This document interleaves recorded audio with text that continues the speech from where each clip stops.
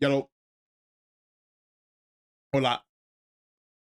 Good morning, good afternoon, good evening. We're back. Hold on. Let's get into move out the loading screen to the 8th Attorney Chronicles. We're on the second game. Adventures. Wait, no. Resolve. Not adventures. Resolve. Last time we left off, we, as Ryutaru Naruhodo or SUSATO, SUSATO's fake male persona, as was Ryunosuke's cousin. She defended her friend when no one else would. And apparently there's some interesting details regarding a case involving Soseki that we didn't know about, apparently, or we weren't allowed to see. That this guy right here, Mr. Holmes, forbade.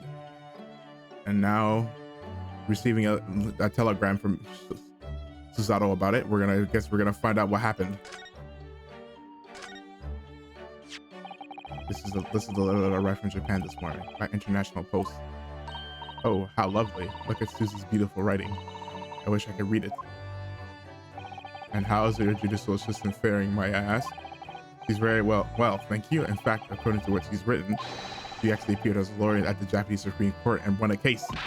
Ah, really? Oh, isn't she wonderful? Head above your good self, my dear fellow. I've won cases before too, you know? Holy! This guy hates me. Apparently, Mr. Natsume appeared in the trial as a witness. Natsume? No. No, I don't recall that name. Of course you do. We helped the man twice. You know, in those 2 cases that took place on Briar Road 6 months ago.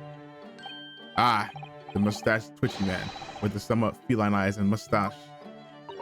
He didn't have the 2 mustaches, surely. Yes, who could forget those 2 cases? They made a very deep impression on me. Although I must confess the details are a little hazy now. A very deep impression they made on you. Clearly. So, what was this startling news penned by Miss SUSATO? Do you remember the case of the haunted lodgings, Mr. Sholmes? Ah, yes, it's very interesting, you know? I don't feel entirely uncertain that a case of that nature did not occur. Did not. He's totally forgotten then. Anyway, in her letter, Mrs. Zada asked that we read over her case notes again and investigate further. Though it took place half a year ago? For what purpose? Because of something that Mr. Natsume said to her, apparently. He suggested that the real reason why she was called back to Japan so suddenly might have something to do with that case of the haunted lodgings. Oh? Mr. Natsume returned to Japan. Mrs. Father questioned him about the case, he says. And something Mr. Natsume said appeared to trouble Professor Mikotoba, prompting him to send that telegram. Oh, that case, yes. It was very strange, wasn't it? Yes. So strange that the game completely omitted it, and I had compiled the story into a nice, neat manuscript ready for publication too. But then Hurley here was all funny about it, remember? He was very mean. That story must not be published, he said, very mysteriously as well. Really? I said that? Are you sure? Do you perhaps know something about it as well, Mr. Sholmes? About why Mr. Zada was suddenly told 4 months ago that she had to return to Japan? Repatriation. A repatriate. I know that word from Death Stranding. Repatriate means return. It's been 4 months now since we waved Susie off at Dover. It was such a shock, wasn't it? The way she just suddenly announced that she had to go back to Japan. Indeed it was, due to a telegram she received from her homeland, I believe. That's right, telling her to return urgently. Yes, because her father had passed away. Nope. No. It just said he was suffering from a high fever, the cause of which was unknown. He's not dead. But according to this letter, he was completely fine. That news about her father's fever was just a ruse. A ruse? So Susie's daddy lied to her so that she'd make the voyage back home? Well, why would he do that? I have to admit, I have absolutely no idea. But she believes it's almost certainly related to the case of the haunted lodgings. Summoning her back to Japan so suddenly like that. I wonder what Miss Susato's father is hiding. Early. Do you know what it's all about? Oh, he's already changed into. Well, who can say? You wasn't paying attention. What? But you said. Please, I have engagements, my dear fellows. My calendar is quite surprisingly full today. And a stringent analysis of the matter would be excessive, I feel, even if it were quite at leisure. Man the fort of my answer. Won't you, Iris? He's like, oh, I don't want to think about this, so I'm out of here. I will, Hurley. Don't worry. See you later. And a ta-ta. He scudded off rather quickly there. Yeah, he kind of dipped. He's like, nope. I think perhaps Professor Mikotoba isn't the only person hiding something here. Seki-san was involved in 2 cases, but only one of them was forbidden from being published by of all people, Mr. Sholmes. Aha! I found them at last. Iris, are they the notes about the case? That's right. Susie and I compiled them together. The case of the haunted lodgings. Do you want to read them, Bruno? Absolutely. Thank you, Iris. I had no idea what secrets could still be hiding in the shadows of this case, but perhaps if I read over the notes again, something might come to light. Got the spirit? There we go. Rewind time. And so, Iris and I decided to read over the case notes again together. Everything from what happened to our investigation and that fierce battle in court that followed. Reliving every detail. I just need to find a clue, and I have all the time in the world. Because of course, I'm no longer allowed to practice law in the courts of Great Britain. Yeah, for the McGilded thing, we probably got disbarred. It was 6 months ago, a mysterious incident that unfolded on the wintry streets of London. A young woman was found lying on the snowy pavement of Briar Road with a knife in her back. Fortunately, her life was spared, but she was unconscious for several days following the incident. The fog was thick and nobody saw her attacker, but by a cruel twist of fate, a visiting Japanese student was walking behind her at the time and was duly arrested. That man was Soseki-san, and the man who effected his arrest was Mr. Sholmes. I remember, believing our compatriot's innocence, SUSATO-san and I decided to represent Soseki-san in court. And after a grueling trial of many twists and turns, we finally managed to prove his innocence. Joyful, joyous, jubilation was the man's reaction after the trial, but his jubilation was short-lived. We received a telegram from Mr. Sholmes the following morning. The victim of the Briar Road stabbing has regained consciousness. Hurry to Bart's at once. She had her. Yeah, we did. There was a mention of that we never heard her account. So SUSATO-san and I summoned a hansom and headed immediately to the hospital. So yeah, we're gonna hear our account of what happened. It's like, oh, Onion Night? Why is there a rat? 21st of February, St. Bartholomew's Hospital. That was a few days ago. 5:30 in the morning. Holy. There you are, at last. Good morning, Mr. Sholmes. I think not. Oh. You're late. What on earth took you so long? Your telegram only arrived at 5 o'clock, Mr. Sholmes, and it's a 20-minute ride to the hospital. That's right, and it's 5:30 now. I think we made very good time. The time is utterly irrelevant. The fact is, I have been waiting for what has felt like an eternity. In the point of fact, I myself was awoken at 4 this morning by a telegram boy. And feeling it was somewhat unjust that I alone had been roused at such an hour. I sent one to you. What? Well, thanks for that.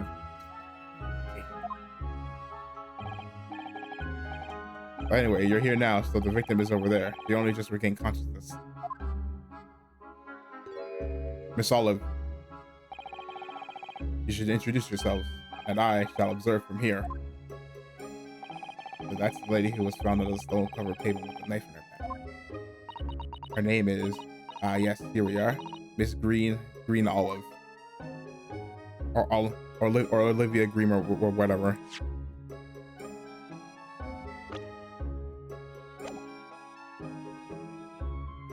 Oh no, let's do some examining. Nothing particular now.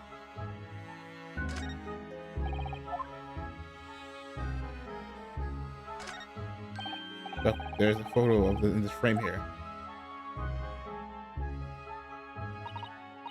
Oh yes, it's a picture of a young gentleman. He looks to be about the same age as Miss Green, I would say. Perhaps the young woman is special someone, do you think? My, Mrs. Naruhodo. I didn't know you had a sense of matters of the heart. What's that supposed to mean? Not in the least. I sincerely said the first thing I thought of.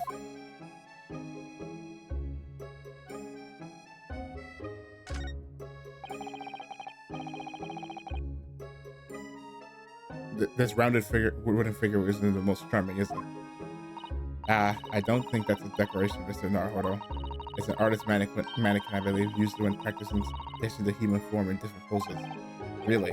It's not exactly what you call a typical figure for that purpose, though, is it? No, I suppose not. I confess I've never seen one quite so full-figured before. Well, if you want to draw a full-figured person, it's the right tool for the job. This looks like the patient's treatment note. Let's see. Do not feed. What is this place? A zoo? You know, I seem to remember seeing an almost identical sign in our local park. For the pigeons, yes, this is a person. Poor woman. I hope she hasn't read this. Eek, a mouse. Mr. Naruhodo, an enormous mouse. Remnant in the hospital. That doesn't seem the best. But it looks like a very healthy specimen, doesn't it? It's very plump. That's a bad sign. I'm not sure if you can say that's down to the excellence of this facility, if that's what you're thinking. Yeah, that's not a... This looks like the treatment notes for whoever's occupying this bed. Let's see. Do not permit to run around the hospital. The patient doesn't seem to be here at the moment, so he or she is probably running around the hospital then. Oh dear, how worrying. What's worrying is why they haven't discharged the patient yet. That must be a bag of Miss Green's personal belongings. She would have been brought directly here after she was found stabbed on the pavement. I expect a friend or family member probably bought some things for her. Alright then, let's see what's inside. A change of clothes, no, rummaging through her stuff, holy. No, Mr. Naruhodo, you must have never scrutinized a young maiden's personal belongings, but the young maiden might have chocolates, or biscuits, or caramel. Dude's looking for food, bro.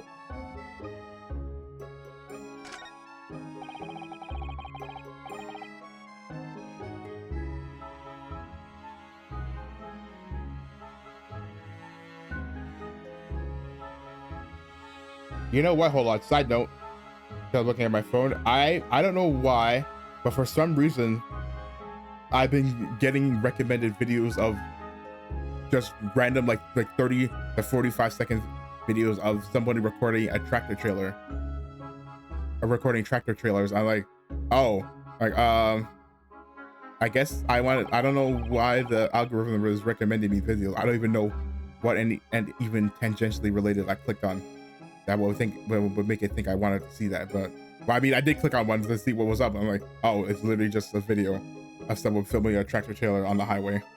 I'm like, oh, you think it's safe to keep them like that? Hee. If you're a patient here, I feel sure you take some medicine by mistake when you're half asleep. That is a worry, but at least the cabinet has a lock, even if it's only a flimsy-looking one. Oh, I have no doubt you managed to unlock this path somehow while you were half asleep as well. There are limits to even what I can do when I'm half asleep, you know, Mr. Sato. Okay, not dilly-dallying. Good morning.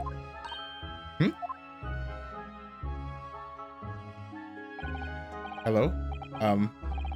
Oh, you know what it is? No, that's the person. I'm Rinosuke Naruhodo from the Empire of Japan. Oh no, was it your knife that? Are you the man who? Oh no, I'm a lawyer. And I'm Susato Mikotoba. Pleased to meet you. Oh no, was it your knife then? Are you the one? No, I assure you, I'm Mr. Naruhodo's judicial assistant. We heard that you regained consciousness and wanted to come give you our best wishes. Best wishes? For me? Thank you. I'm Olive Green. I'm an artist. Oh, no, that's not right, is it? What I mean is, I'm trying to be an artist. Well, what I really mean is, I just really want to be an artist. But the truth is, I don't have any talent. I know I don't. I know, and that's no wonder I was stabbed in the back. I don't think that's related, actually. Gosh, this young woman seems to bend over backwards and put herself down. Seeing as we're here, we should ask her about what happened from her perspective. About the incident. To suddenly be struck in the back by a blade as you were walking along the pavement. What a terrible experience you had, Miss Green. It was so cold that day, and the fog was so thick. I couldn't see a thing. That was 4 days ago now, I think. Is that right? Yeah. Yes, that's right. I'm afraid you've been coming with us all that time. But the case has been solved, hasn't it? While I've been here in hospital, I mean.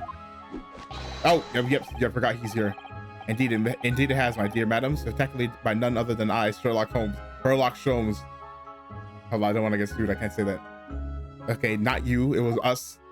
Mr. Sholmes, as you well know, it was Mr. Naruhodo's work in the court that solved the case. Are you yet to hear what happened, Miss Green? Yes, I'm afraid so. A gentleman from the police force is supposed to be coming to fill me in shortly. Oh, I see. Me coming round seems to have made everyone frantically busy. I'm so sorry. I should have never regained consciousness. Whoa, that was selfish of me. No. We're all so relieved that you are on the mend, Miss Green. We really are. With that kind of attitude, maybe her surname should be Blue, not Green. I'm blue, da-boo-dee-da-boo-die. Well, okay, tell me about yourself. That picture is her, by the way. So you're an artist, are you, Miss Green? Oh no, I couldn't possibly claim that. I'm a fledgling artist at best. I mean, I'm a student of art, really, at the Thorndike Academy of Fine Arts. Oh my, an Academy of Fine Arts. Great Britain is such a wonderful country. Tell me, Miss Green, do you live hereabouts? Oh no, actually, I don't deserve it, but I have a little flat on Brixton Road. I see. How very interesting. Oh no, is it? Brixton is some 10 stops away from the underground, on the underground from here, and Thorndike Academy is a mere 3-minute walk from Brixton Town Center. Does that matter, Mr. Souls? Perhaps not, but Briar Road is far less salubrious part of town by comparison. Built in by those of inferior means. Oh, so basically he's saying she has money, including the maleficent Mr. Moustache. Inferior means, I suppose Sexy-san does fit the bill. That struck me as somewhat out of the ordinary for a young fine arts student to be walking in such a district. That's all. Classist. What's this? She suddenly clammed up.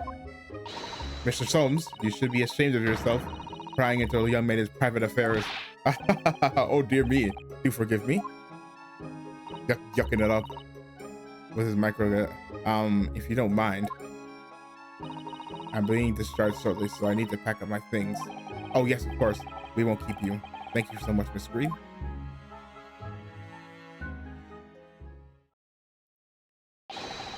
Is there Mr. Naruhodo here? Mr. Naruhodo? It's Naruhodo now? Well, if you're looking for Naruhodo, the lawyer, that's me, but... Ah, Mr. Naruhodo, good. This is for you. This is a message from Mr. Sauce... From a Mr. Saucy Nutmeg. Mr. Natsume sent a message to me? But why would a policeman be delivering a message from Mr. Natsume? Exactly. What's going on? What's the Scotland Yard constable doing playing delivery boy at this time in the morning? Ah, what are you waiting for? Let me see that. Ah, what are you waiting for? Open it. Oh. Oh. Well, this is most unexpected. Is something wrong, Mr. Soames? Is something wrong, Mr. Soames? He says. Have you not seen the notes? No, you took it from me before you could read it. No, how could I have? You really ripped it from my hands. You would have seen that London's criminals have no intention of letting the great detective rest. A new case calls a case of murder, no less. We must depart at once. Murder? Call a cab. Time is of the essence. But the trouble is, we've yet to read Mr. Natsume's note. I was thinking we ought to pay him a visit in his lodges once we did. That will be entirely convenient, because that's where we're going. Convenient? What do you mean? And they, oh no. It's all here in the note, my dear fellows. The murder we must investigate took place at Mr. Mustache's lodgings.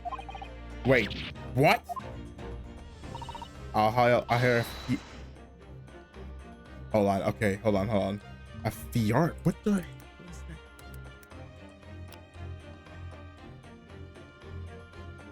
Fiacre? Fiacre. Fiacre. A fiacre. Okay. I'll hail a fiacre once. I'm like, what the fuck is that? What in blue blazes could that be? It was only yesterday that Sasaki-san was in court and we were dispelling the doubts about his innocence. And now, the very next day, there's a murder at the man's own address. He may very well be the unluckiest man alive, or so it seemed to us at the time, but we were soon to discover it was worse than we thought. It was worse than we thought.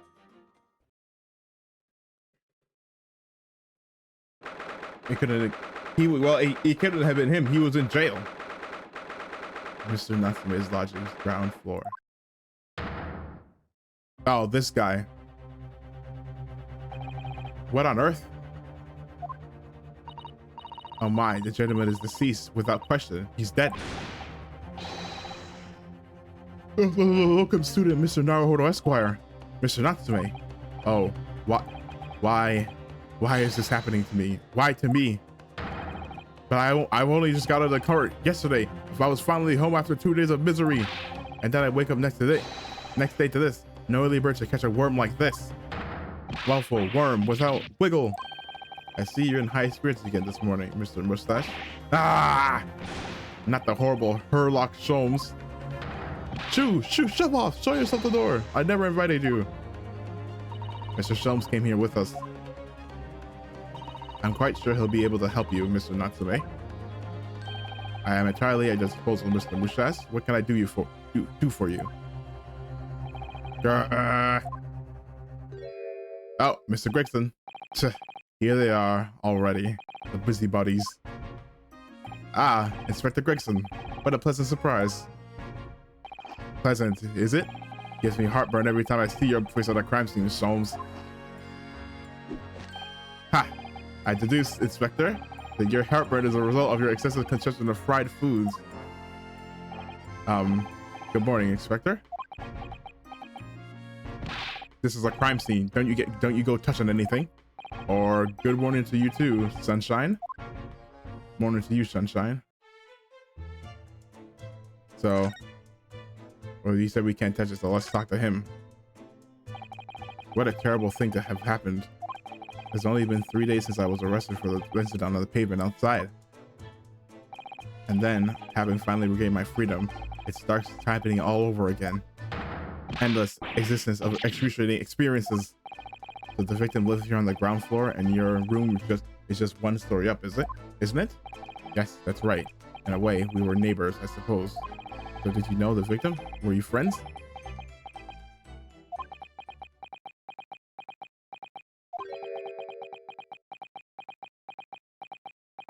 Uh-oh. What's the matter with Soseki-san now? It was an innocent enough question, wasn't it? Why does he seem so shaken by it? Well, I suppose he wasn't a complete stranger. But did he ever invite me to his room? Never. On my honor, I swear it. What an extreme reaction. You're probably wishing you'd never asked now, aren't you, Mr. Naruhodo? When we found him here, I felt wretched, which is why I sent word asking you to come. Though that inspector over there, or through that through that inspector over there. Did he say through? Yeah, through that inspector over there. So, what happened? So, Inspector, what was the victim's name? Who was he? Mr. William Shamesphere. He was a lodger here. As you can probably tell, he was an actor, a bit of a dead loss as it happens, or just dead. Mr. Shamesphere. It was the landlord, old Mr. Garrett, and the other lodger, Mr. Natsume, who found him. The fellow didn't rise at his usual hour, so Garrett got worried and kicked the door down. But doesn't Mr. Garrett have a bad leg? Ah, yeah, you're right there. It was that jittery Japanese hunchback over there that actually did the kicking. Really? Soseki-san? The victim was pretty hard up, it seems, even done some times inside for petty crimes. He had low money, no place to go, and no friends. His only acquaintances were the people in this house. Miserable life and a miserable end to it. So, what exactly is Mr. Natsume still doing here? He's not involved in an investigation, so shouldn't you have sent him away for the crime scene? Well, I'm not saying this because the fellow looks odd or anything, or that he acts suspicious, but I thought it would be prudent to take a statement from the culprit. I mean, cohabitor. You nearly said culprit there, didn't you? Oh dear. Mr. Natsume appears to be under suspicion again. It certainly seems that way. He does just come across as such an odd fellow, doesn't he? Poor man. How unfortunate. Anyway, I can't say much until the coroner gets here. But I don't think the fellow's been goner that long. Body's still warm. Even if the inspector would allow, I don't think I could bring myself to touch a dead body. Okay, so what are you doing? Hey. Mr. Soames, what are you doing? Ha! You need only a surveyor to know my dear fellow. Investigating naturally. There's nothing natural about that pose. Mr. Soames, have you made some miraculous discovery?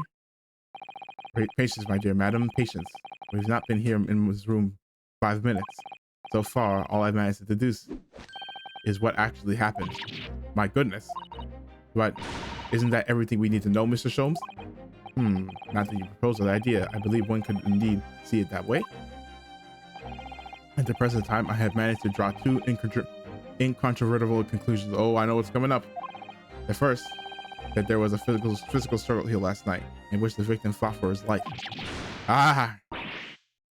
Uh-oh. Why did you... Oh, no.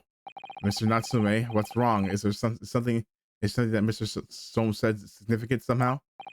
No, don't mind me. Forget I was here. Oh, bother. And my second conclusion is that there was a poison lingering in the air here last night that passed the victim's lips. Nonsense! Ah. All right, Mr. Natsume, why are you reacting so extremely to Mr. Soames' deductions? No, please, pretend I'm not here. Invisible, ineffable, inscrutable, insignificant. Impossible to ignore. You must tell us everything, Mr. Soames. Spare no detail. But of course, let the theatrical tragedy before us be unraveled by my great deductions. presented for your pleasure in 2 acts. We've heard some truly astounding great deductions from Mr. Soames in the past, but no doubt this will be no exception. What miracles will unfold before our eyes this time? So my dear fellows, for your delight and wonder, let the curtains rise. For Sherlock Sholmes, Logic and Reasoning Spectacular, Act 1. The game is afoot. Cause of death.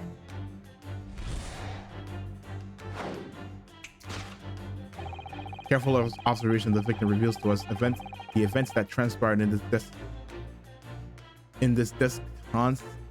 this disconsolate room last night. I've never seen that word before.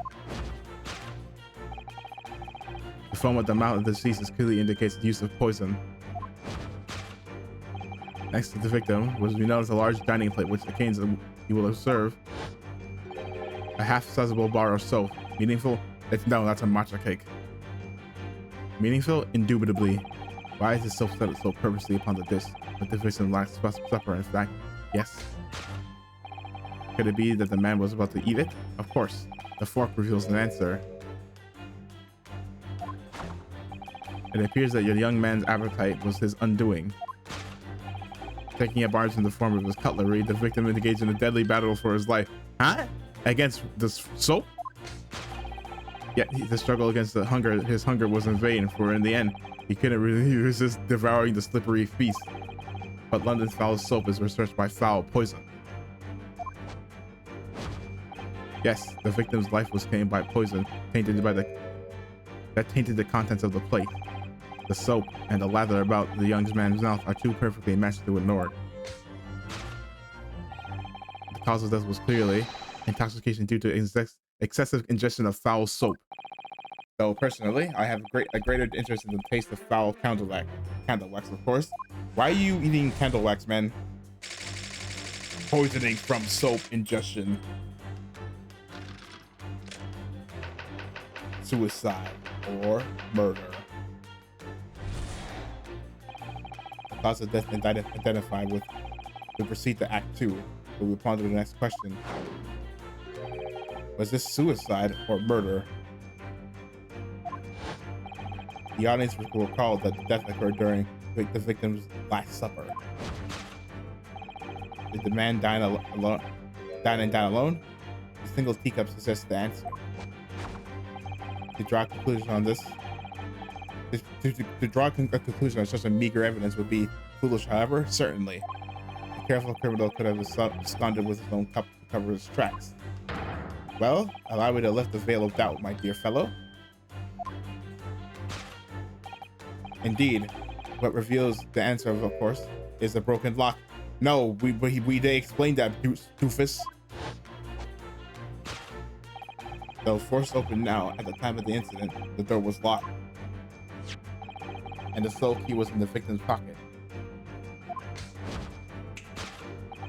In other words, when the victim consumed the poison, he must have been alone with his inferior soap, from whence wafted an inferior scent. And with that acrid aroma lingering in the air, the victim met his end in tragic solitude. We can take comfort only in the fact that his soul was well cleansed on its way to the hereafter. No, that's wrong.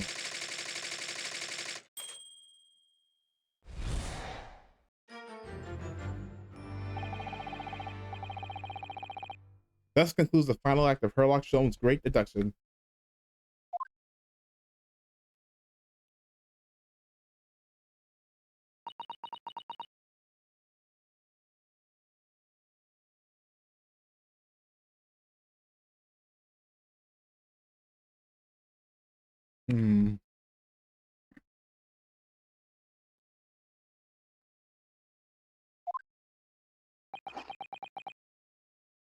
Anybody? No comment? Nope. Just me? Okay.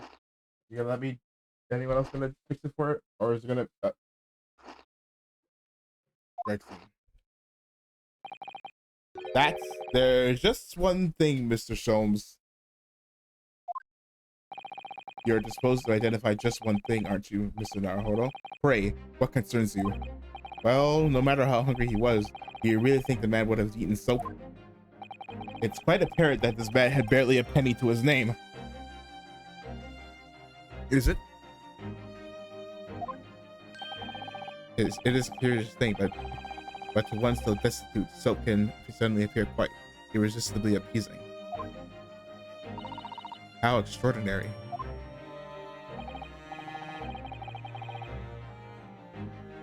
In truth, I have tried a little soap myself in the past. Don't do that. And you've eaten it, you mean? My dear fellow, it was some time ago now. My postulation was that it would cleanse my gut. You're stupid. And did it? Nope. As I writhed in agony on the floor and tilt the contents of my stomachs, yes, I believe it did. The experience taught me a valuable lesson. Soap is quite poisonous. It has an unpleasant taste and leads to great discomfort. In summary, I cannot recommend it. Believe me, I wouldn't eat it even if you did. There's something that troubles me as well, actually. Oh? What's that? It's Mr. Natsume. Huh?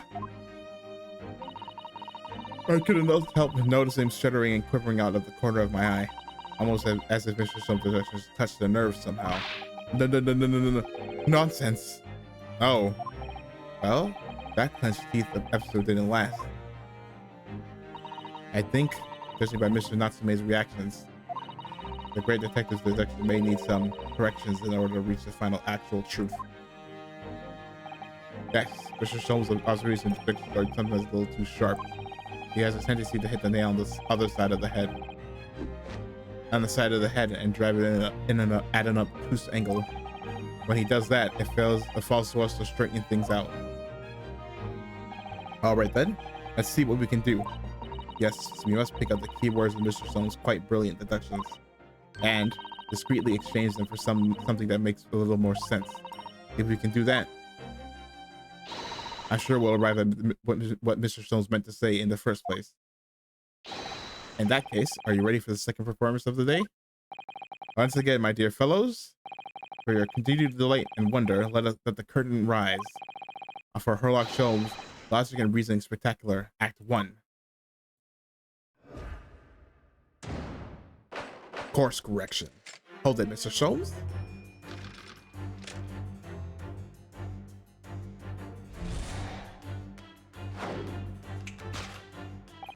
Careful observation of the victim reveals to us the events that transpired in this disconsolate room last night. The foam at the mouth of the deceased clearly indicates that the use of poison. Next to the victim, we notice a large dining plate, which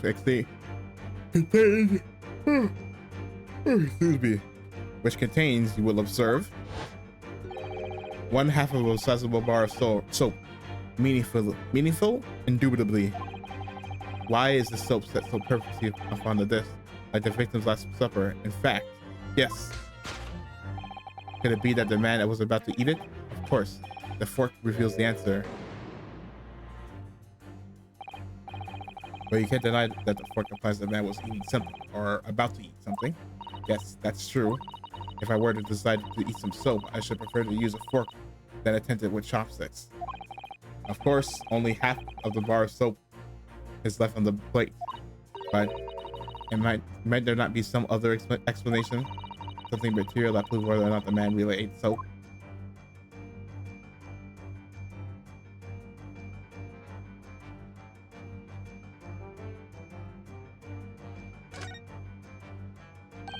Look, there's more soap on the floor here. Mr. Samesbury must really have loved this stuff. Let's not jump to the conclusion, Mr. Naruhodo. Look closely at the soap. Do you see that it would fit together perfectly with the half bar on the table? What the? How can that be? I think that they are two halves of the same bar that broke apart.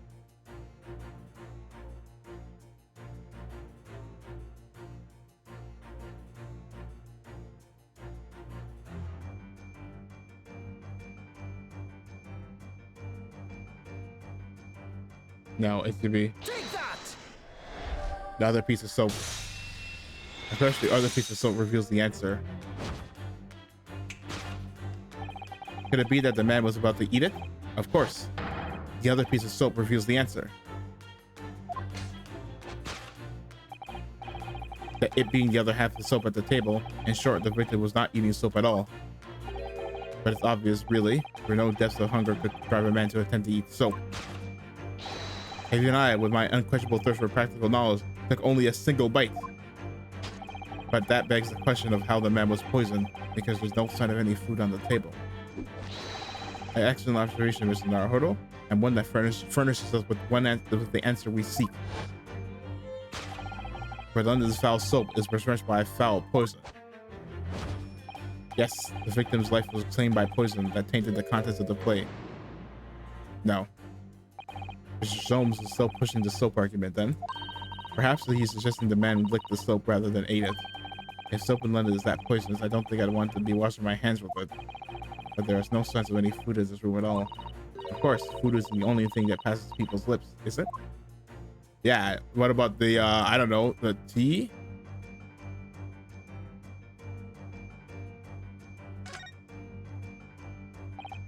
Yes, a Western vessel for serving the infusion of dried tea leaves. It's a teacup, Mr. Naruhodo, as you well know. Stop putting she's told us not putting that's just he's like, oh, I guess the Western device for consuming steep tea leaves is like, it's a teacup, Mr. Naruhodo. Stop putting on airs, man. Literally, like, just put the deduction in the bag, bro. And it's empty. Ah, so we've already established. Hold on. That's it's gonna be tough.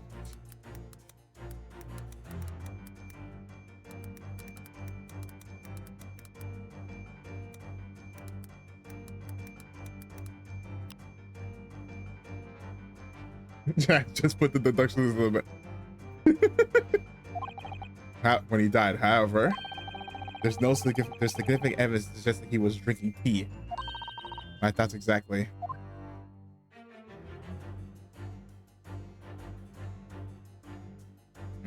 Take that! Tainted the teacup.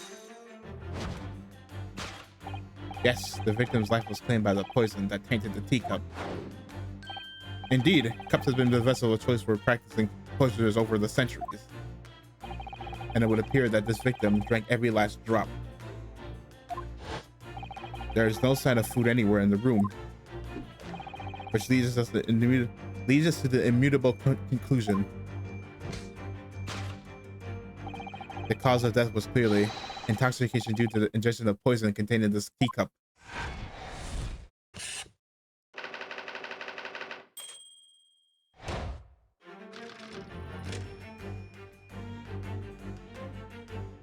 Suicide or murder? The cause of death identified, we proceed to Act 2, where we will ponder the next question. Was this suicide or murder? The audience will recall that death occurred during the victim's last supper. Did the man dine alone? The single teacup suggests the answer. Ah, the Western vessel infused for infused hot drinks again. It's already featured heavily in our deductions so far. Yes, we can imagine that shortly before his death, Mr. Saintsbury was having a drink of tea. There would be nothing remaining about that. But what troubles me is Mr. Natsume's reaction when he heard Mr. Soames suggest it. There's more to this deduction than it seems. We must closely examine the scene of the crime again for more clues. Oh.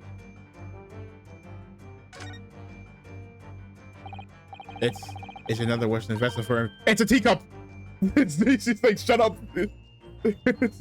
Another Western vessel for infused. She's like, just put it in the bag, bro. He's like, shut the hell up. And it too is empty. Given that he's actually holding this in one hand, we can assume that this is the kita from which Mr. Saintsbury was actually drinking. But if that's the case, this changes everything. Everything we deduce up to now is turned on its head.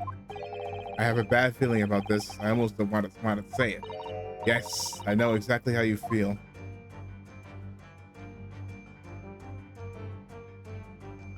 Take that!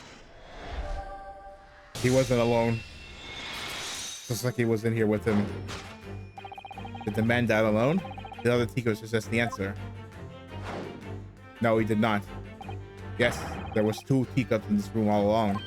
Ah, in other words, this is a strong indication that at the time of the victim's last supper, there was a guest present.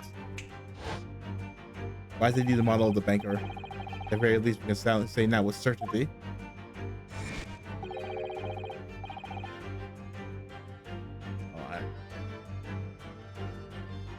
That somebody else was here in the room last night, taking tea with the victim. What are you talking about? Utterly unbelievable, unjustly unreasonable. Draw a conclusion on such a meager evidence would be foolish, however. Certainly. In which case, what more can be deduced about this possible guest at the table? Well, allow me to lift the veil of doubt, my dear fellow. Do you mean to say you know exactly who was in this room at the time of the victim's death? Indeed, what reveals the answer, of course, is the broken lock. I'm not sure I like where this section is going now. I'm afraid it's too late to go back to the Halicon days of eating too much soap.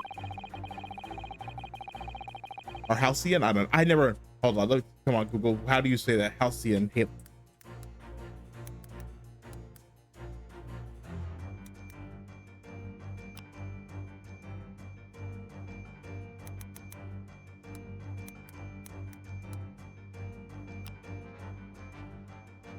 Halcyon. Halcyon, yeah, Halcyon. Hey, I kept saying Haley Halcyon days. Okay, Halcyon. Pronounced Halcyon. Holocan, Halcyon. But the identity of the guest who was here last night when the victim passed away is something I have a very bad feeling about. Well, you can try to ignore your feelings, but we cannot ignore the truth, Mr. Naruhodo. No, I suppose not. Time to look around again.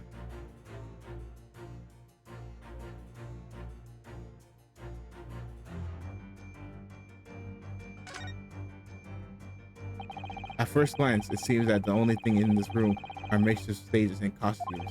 I overlooked these 3 books initially. I wonder what they are. Let's see. The titles read: The Picture of Monsieur Lecoq, Canterbury Yearnings, and A Meal for Gabriel. Oh no. Wait, I'm sure I've heard those titles before. It couldn't just be an incredible coincidence, but they're exactly the exact same 3 books that Mr. Natsume purchased the other day. What? Yes, on the day of the unfortunate incident when Miss Green was stabbed. Soseki-san had just been to a bookshop and bought them. That's right. And now those 3 titles are here in the room of the victim. Yet Mr. Natsume claims never to have been here before. Oh, brother. What does this mean, do you think? I really don't know what to make of it.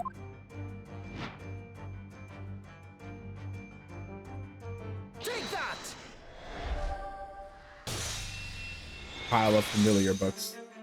Oh, brother. Indeed, what reveals the answer, of course, is a pile of familiar books. Quite so, it is no mere coincidence that these 3 titles are here in this room. It's the link to the truth. Mr. Natsume, you purchased these books 4 days ago at a second-hand shop. That's just a coincidence. In that case, you would be able to break the same 3 titles for your own room, will you not? This very moment. No, never. Non-negotiable. If you can't bring your own copies here, it proves that these 3 books are in fact yours.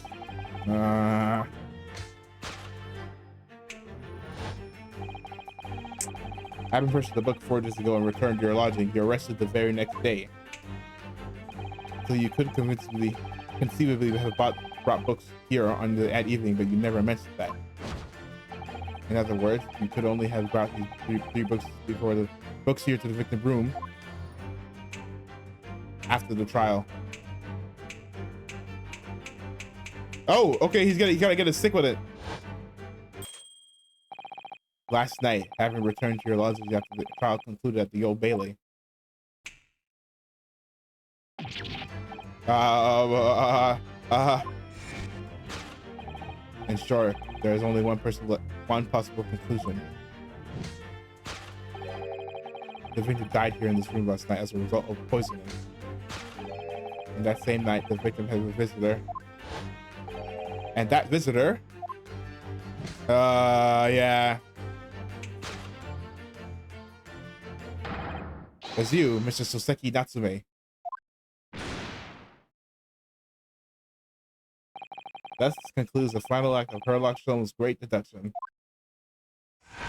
Oh, brother. Hey. Here we go again.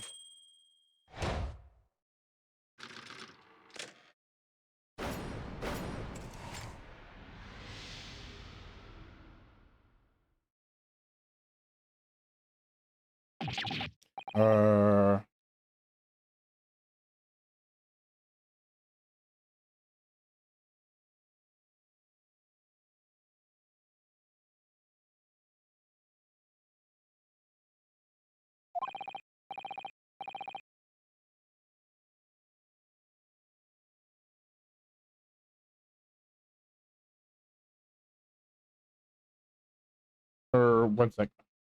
Ooh.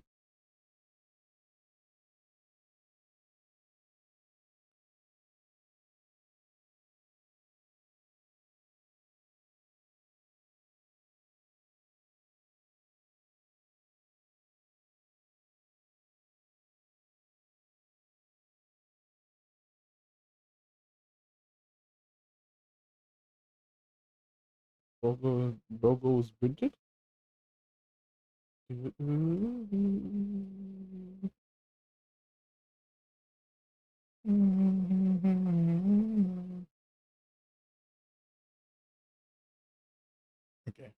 Not again, not again, not again. Not again! Well then, Mr. Natsume, it would appear you're gonna have to accompany me down to the yard again. Oh, brother. Wait. Hold your horses. Yes? Dock door, key, lock, entry, exit, entirely impossible. He's so flustered, he's being even stranger than normal. What? You think that that's an alibi? You could have just made a copy. What? You live in the same building after all. You'd have plenty of opportunity, I'm sure. But misery me. Sorry, sir. You'll get a chance to give your side of the story later. The facts speak for themselves, Mr. Mustache. Ah, you horrible Herlock Sholmes. Really has found himself at our tribal now, hasn't he? Come now, no dilly-dallying. Outside, there's a carriage waiting. Local student, Mr. Naruhodo Esquire. I never imagined I'd be in this position again, but you have to help me. Please, please. I'm innocent. All right, I understand. I'll come to your cell later and talk about it. And one more thing. Oh, yes? My poor little kitty cat, Wagahai. Please give him his breakfast for me. Oh yeah, Wagahai. Wagahai. And so, 2 days after being found not guilty, he's on the hook for another crime. His evil curse is still apparently unbroken. So Seki-san found himself once again a prime suspect in the case of murder. Thanks to the incriminating deduction of the great detective. My dear fellow, that honor belongs to you. Yeah, I mean, what's kind of, he was wrong.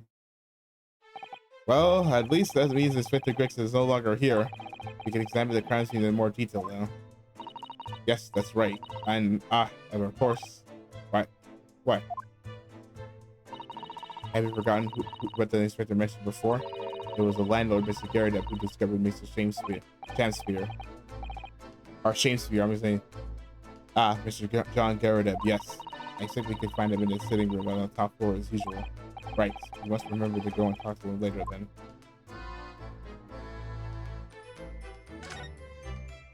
Okay, what's this? What's this? It looks like a part of an envelope. I think. Yes, I think you may be right. Perhaps it was torn off when the letter was opened. Is that significant? Well, it's a little out of the place, perhaps, when you look around the room. There's no sign of a letter or the rest of the envelope in fact, is there? Ah, he's right. And yet here we have a torn off end of an envelope. It just strikes me as unusual. I agree. We better take this just in case.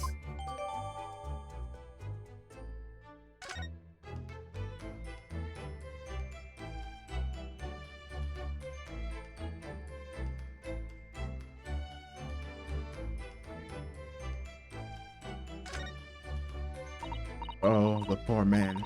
So young to die. Do you suppose it was very painful as being poisoned as he was? I don't know. All we can do now is hope he'll be reborn into a better life. Yes, I suppose you're right. I wonder. Do you think that putting our hands together in a Japanese prayer will help a British soul? Sorry?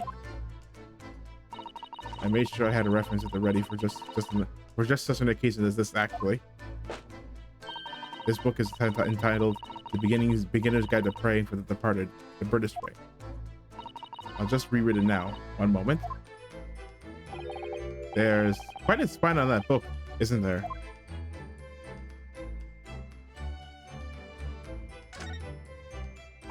Ah, one of the teacups Mr. Saintsbury and his guests drank from last night. But don't go drinking from them, Mrs. Naruhodo. There's bitter poison inside. I'm not planning on drinking any, don't worry. Anyway, the cups are both empty. That's true. So, one was Mr. Shakespeare's, and the other was... or Shakespeare. And the other must be the cup that Mr. Natsume was drinking from. This like he said wasn't poisoned, of course. Perhaps we should take these so we can examine them in more detail later.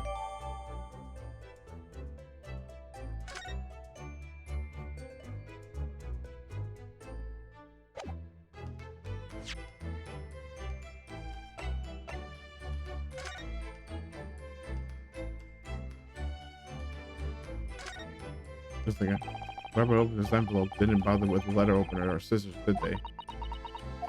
Yes, whoever opened it was clearly someone with an unrefined temperament.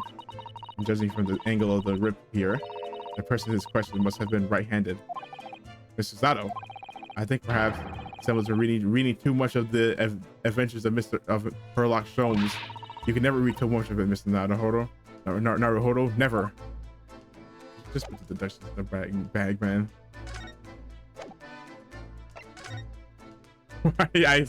I still can't believe she said, why are you putting on airs? There's a T line. This must be the cup that Mr. Hansfield was drinking from then. It's stained on the inside. He does that, I'm afraid. Even green tea. Oh, really? I never noticed before. You've never noticed?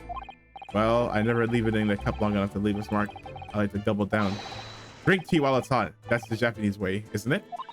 Oh dear, so many people seem to have the wrong idea about our culture, and most of them are Japanese. Oh no! This one has no line of any means.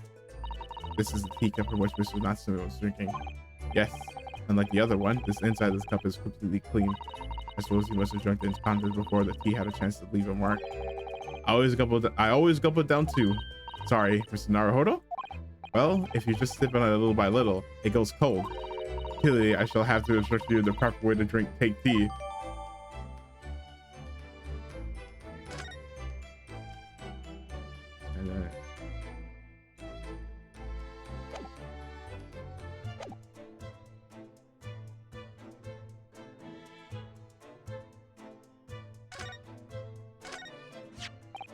And here we have another disproportionately large machine. This looks like a meter of some kind. This is a gas meter, I think. It seems that in this district, residents pay for gas as they use it with coins. What? Ah, I see. Now you pointed it out. I can see that there's a slot just here that looks like it would take a coin. So you mean if you put a coin here? That's right. That would buy you about 2 hours of gas for lights and heating. So if you're a poor person with no money, you'd have to sleep in the freezing cold? Yes, or if you were a scatterbird with no change because you forgot to exchange your money at the bank. Thank goodness there's no meter in our office.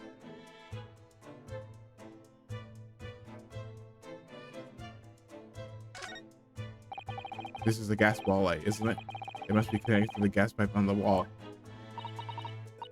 Gas lights, a gas stove. London really is a city of gas. But now that I think about it, Mr. and Mrs. Garrett have an open fire on the top floor, didn't they? Oh yes, you're right. I don't recall seeing a gas stove up there. Well, I much prefer a real fire anyways. It's so much cozier. Brick windows again. As you're seen from the outside, the window is completely bricked up.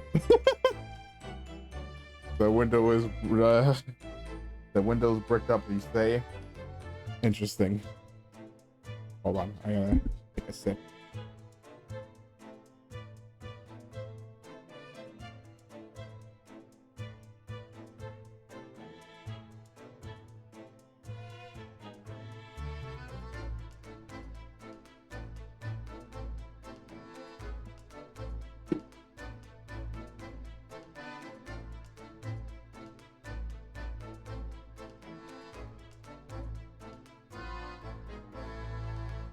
The window is bricked up. A vestige of the former window tax that Britons you had to pay. What strange things they used to do tax in Great Britain. I mean, making people pay for the number of windows they had in their property is extraordinary. It's heartbreaking to think of the poor having to block up their windows just to avoid the unaffordable tax. Yeah, that's of course. Oh, what is it, Mr. SUSATO? If you look closely, a number of bricks are loose.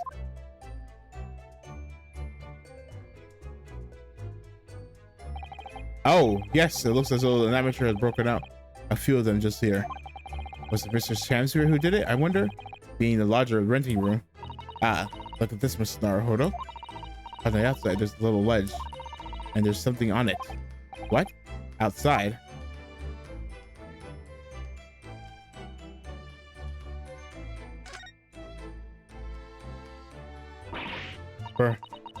It's so cold outside. You can feel it through this gap. It didn't snow all last night. It would be cold. But more importantly, what is it on the ledge out there? What are those snow-covered lumps? It's more bars of soap. Soap. What are bars of soap doing lined up on the ledge outside the window? I have no idea. But the pair don't look rather charming like that. Still, that's very strange, isn't it? Bars of soap lined up on outside the window? Healing. I think perhaps we should take one. There are two of them after all. Oh dear, I suppose we could. Oh, what's this? Look here at the soap. Ah. You see? In the middle here, there's a patch that has a different color. It's all sort of transparent, but some sort of fancy design, I suppose. Only in Great Britain. It looks like the Hinomori flag of Japan, doesn't it? How wonderful. It's probably a very expensive brand. Expensive, then what's it doing in this ramshackle old room?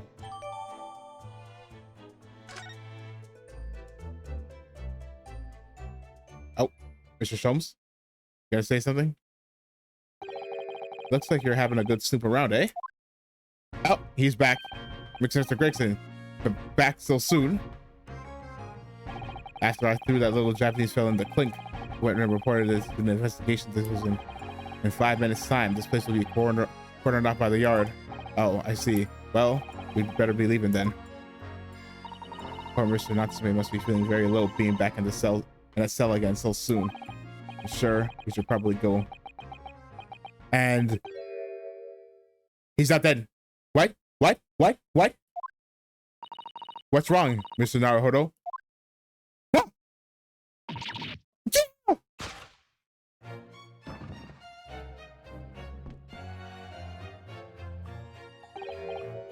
Out, brief candle, lies but a walking shadow, a poor player.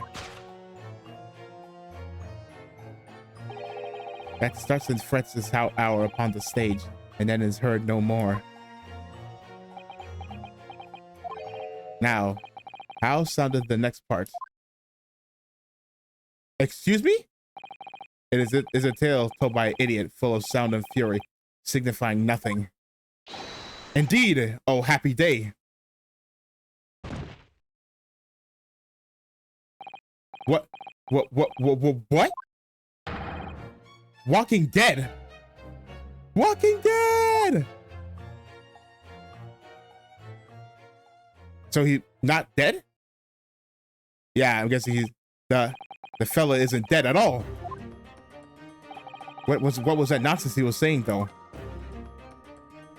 He was quoting a poem, obviously. I think, yes, it was from William Shakespeare's Macbeth, a soliloquy from Act 5, Scene 5. Shakespeare? Oh, okay, so he's not dead. So it was that the victim, Mr. William Shakespeare, came back to life. If the man had indeed been poisoned, it transpired that it hadn't killed him. He was taken by emergency carriage to a nearby hospital for treatment, and Inspector Gregson evicted us from the scene of crime, whatever that now was. Well, 21st. Oh, hey, this guy. Fire Road. Whatever do you think will happen now? Good question. But what a strange situation for Mr. Natsume. Arrested for murder, but the victim comes back to life. I think perhaps the victim was never dead in the first place. It seems very likely that Mr. Stranger did consume poison as we deduced. But was it an accident or attempted suicide or attempted murder? Until the truth can be established, I imagine the police will keep Mr. Natsume in custody. I suppose so. Let's hope it doesn't come to anything more than a night in the cells. Oh, what's this? What's that man doing over there? He looks like he's trying to see into Sasaki-san's lodgings. Is something wrong, Mr. Naruhodo? Excuse me, can we have a word? Ah! Looked it. He just ran off. I feel sure that I've seen that man somewhere before. Where was it? I do too, but I don't remember.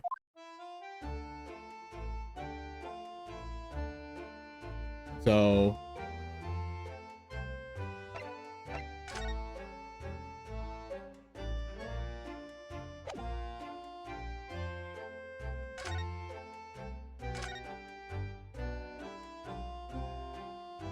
yeah,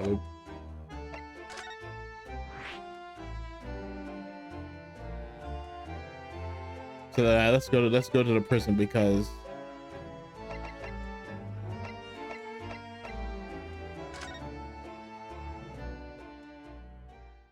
oh, this is not where I wanted to go. Uh-oh. Well, we're here now, so Gyarados' room. Here we go again. Here we are again. The eccentric landlord, eccentric top floor abode. We're here because Mr. Gyarados is the one who discovered the incident this morning. Don't forget. Ah, you chaps, eh? Yes, good morning, sir. Thank you for your cooperation in court yesterday. It was quite a trial, as much for Mr. Gyarados as anyone, really. Came straight back here after all that business at the Bailey yesterday. Didn't expect to wake up to more bally nonsense this morning. I wonder if you wouldn't mind telling us exactly what happened, Mr. Gyarados. Yes, I suppose you'd like to know all about that dead loss of an actor chap in the ground floor room. Those were exactly Inspector Gregson's words, weren't they?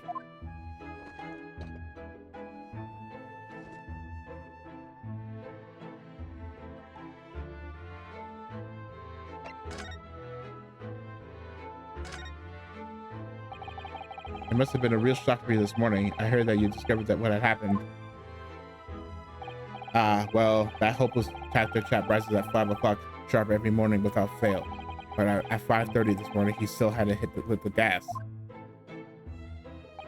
So I went down and knocked on this door, but no bally answer. And that's when you broke into his room by kicking the door. Well, I didn't. Well, I can call on that run-looking Japanese chap to do the grunt work, of course. Wasn't it a little premature to take the door down? The man could have just been overslept by half an hour. That's very true, Mr. Naruhodo. If 30 minutes was overly warning such behavior, I'd have to kick your door down every morning. Well, better be safe than sorry. No, because they siphoned his gas. That's why they light the fire. Sorry and all that. Is it just me, or is he avoiding our gaze now all of a sudden? Except that it was a sorry situation indeed that you found on that far side of the door. Mr. Shamsphere.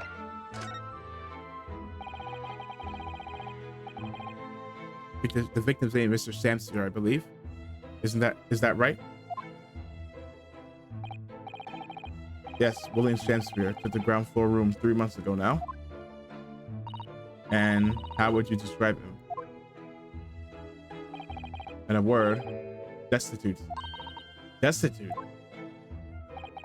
Well, let's face it, the only redeeming feature of that room is the cheap rent. Anyone wanting to live in a place like that is either broke or has a bally screw loose.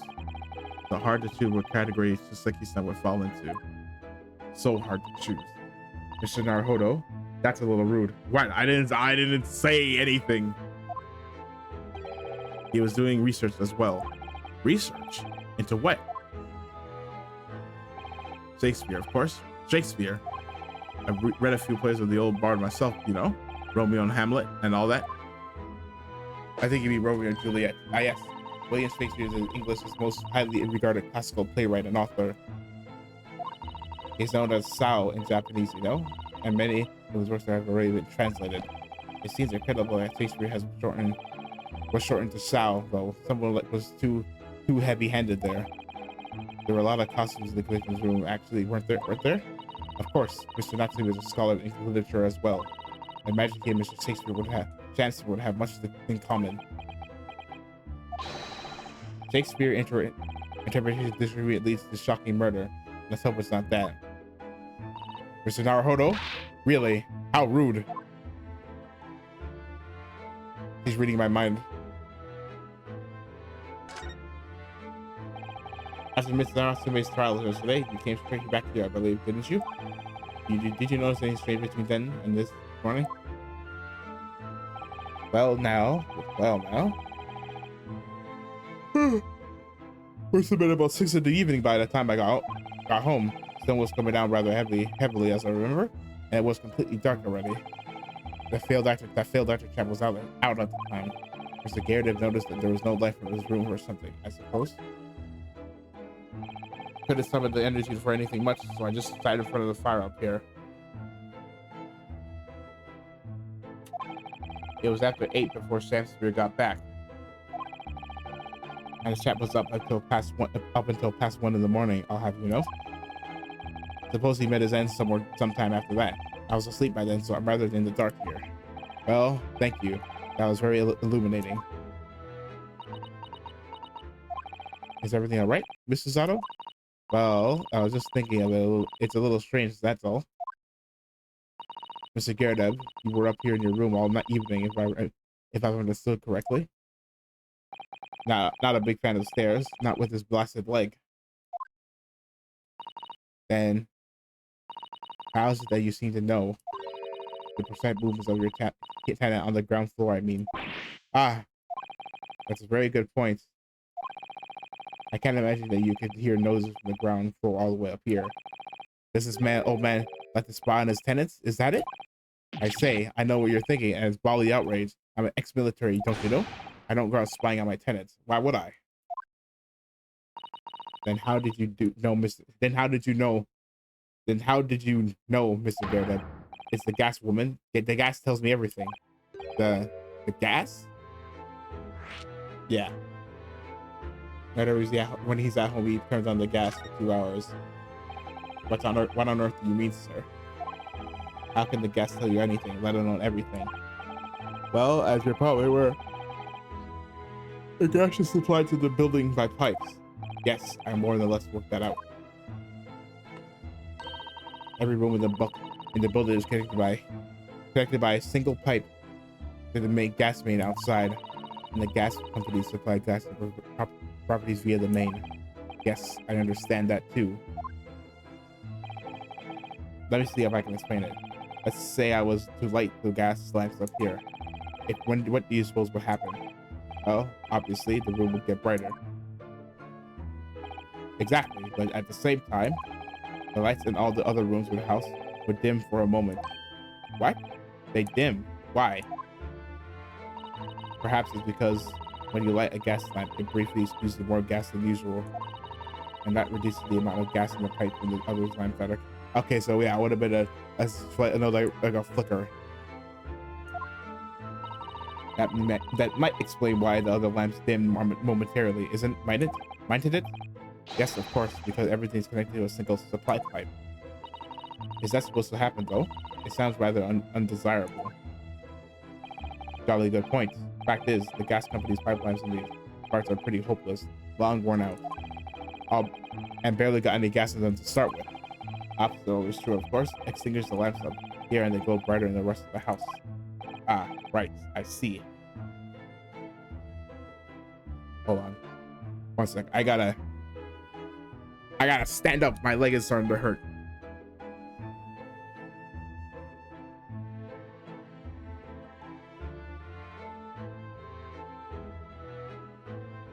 Hold on. This might be a standing playthrough for a second.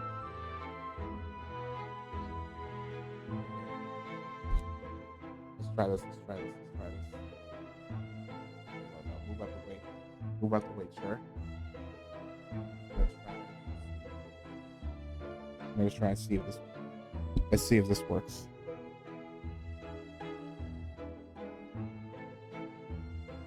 All right, I see.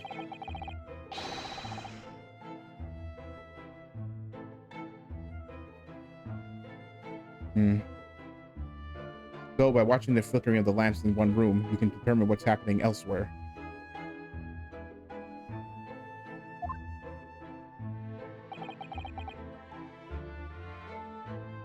You've got it. Oh, of course, because when people come back home, it's the evening, and before they go to sleep at night, what they're guaranteed to do is either light or put out their lamps and fires. Clever. In point of fact, the one on the ground floor and the one above use slightly different amounts of gas. By watching the lights in here closely, I can work out almost exactly what's going on in the whole house. Gosh, that's fascinating, Mr. Garrett. Absolutely fascinating. Oh well, nothing to it, really. And I can't really see that it's going to help us with the case either. What I'd like to know is why Mr. Garrett is so interested in what his tenants are up to in the first place. It feels like there's some more to it than idle curiosity. Well, we've got it done as much investigating here as we can, I think. Perhaps we ought to go to the prison and speak with Mr. Natsume again. A good idea.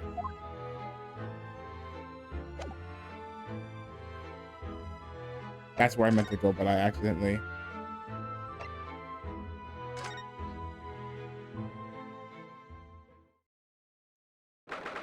What's up, chap?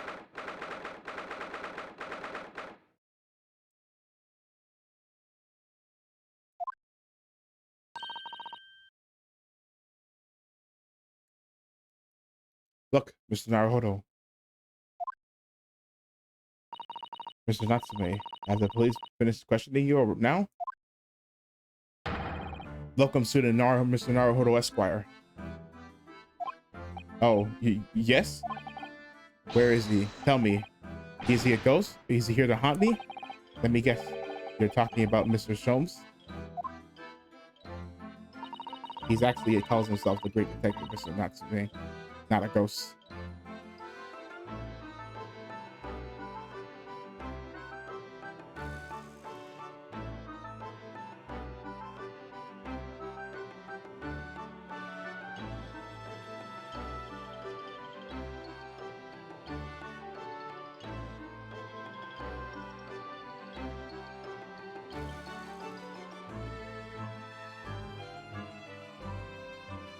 Sorry.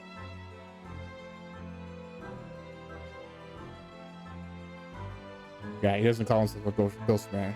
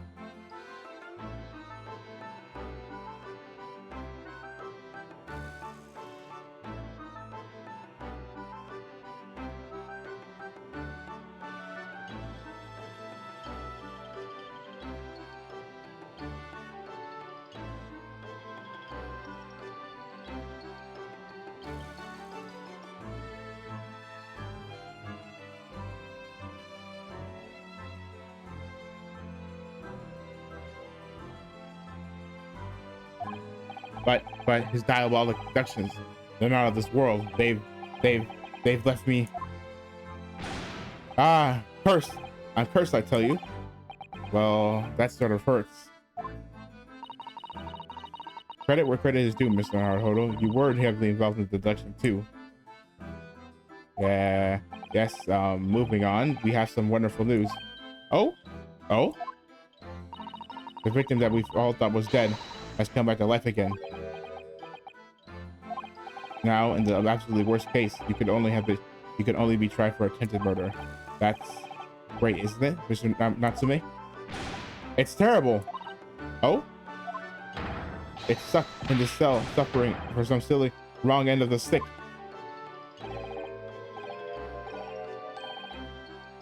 You did it, didn't you? Confess, you're the killer. Why the mustache? Why the mustache?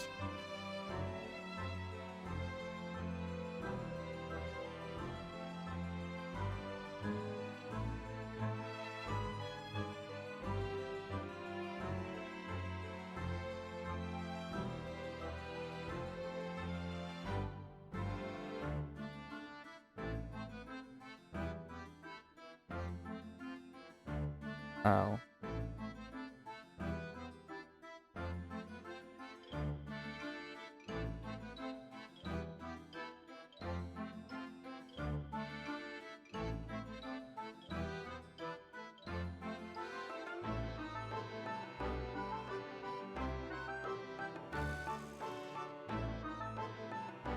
Well, hold on. While I'm doing my thing, I can talk about other stuff that's happening. Monster Hunter this week. Yay! I'm working that day though, so won't be able to stream it, do midnight play. Oh no.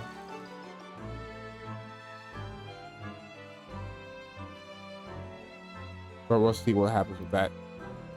Because you don't know, I did get a new graphics card to play it, so we'll have to see what happens with that. Everybody's wondering, I got a 7900 GRE, so I moved over from Nvidia to AMD, and after doing a clean install of Windows, I can tell you I have not run into any issues with the drivers whatsoever. Because I know people say before I bought, I know people were saying that yeah, when they switched over to AMD, they had a bunch of issues, like randomly crashing, all that stuff. So, and I was like, uh-oh, that's probably not good. But then I heard other people say too, like, oh, that only happens if you don't like reinstall Windows. So I figured with that happening, with me wanting to get a new graphics card, because I didn't want an Nvidia because they didn't have any, the 40 series, only the 4080 had 16 gigabytes of VRAM. Because that was the issue I ran into the beta while playing, or ran into while playing the beta the first time, was that my old card only had 8 gigs of RAM. It was 1660 Super. Okay, hold on, I'm gonna sit down. Hold on. I think that was long enough standing. I'll just try to stand up every now and then.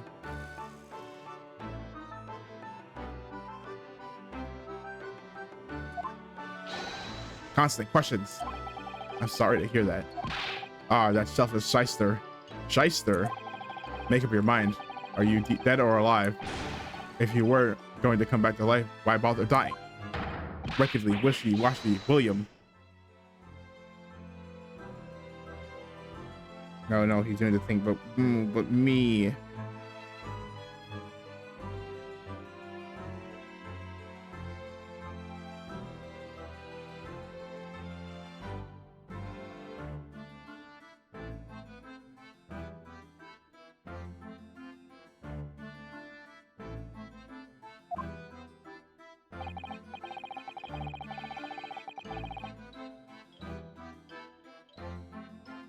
Well, it seems that likely that Mr. Samesbury was never actually dead in the first place.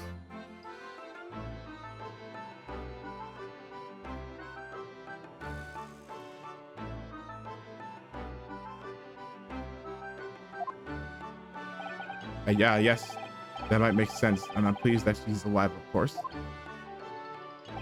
Our lively debate last night was much fun. It'd be sad to think it was our last.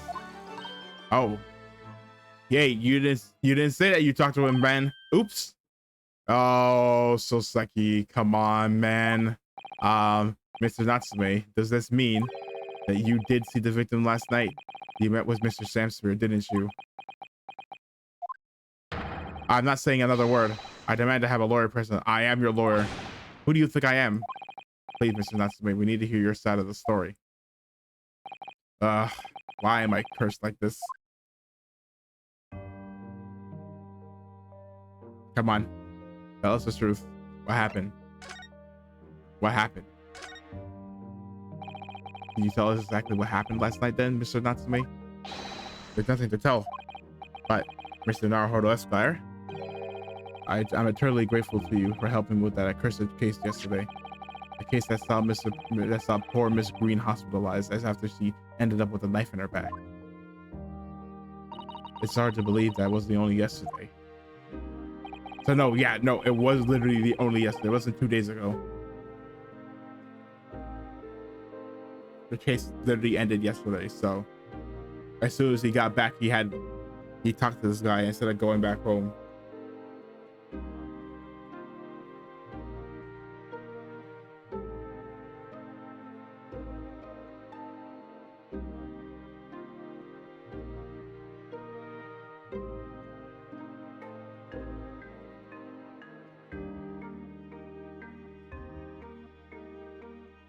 After the trial was over, I trudged my weary way back to my lowly lodgings. And that evening at past 9, it must have been, I visited Mr. Samsphere. So you did go to the victim's room then.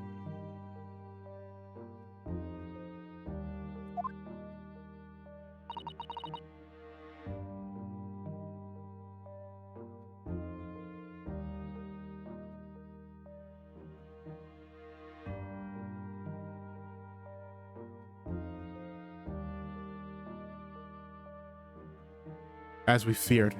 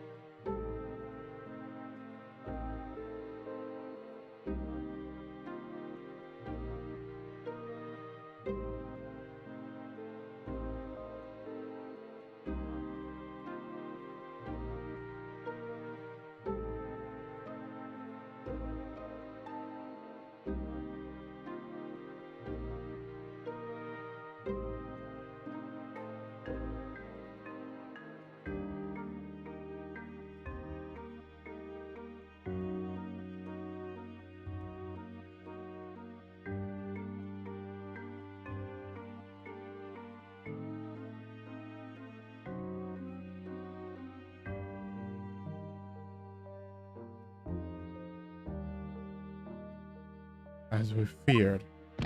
I didn't do anything wrong. I'd never been to his room before. It was the first time. Then what made you decide to go?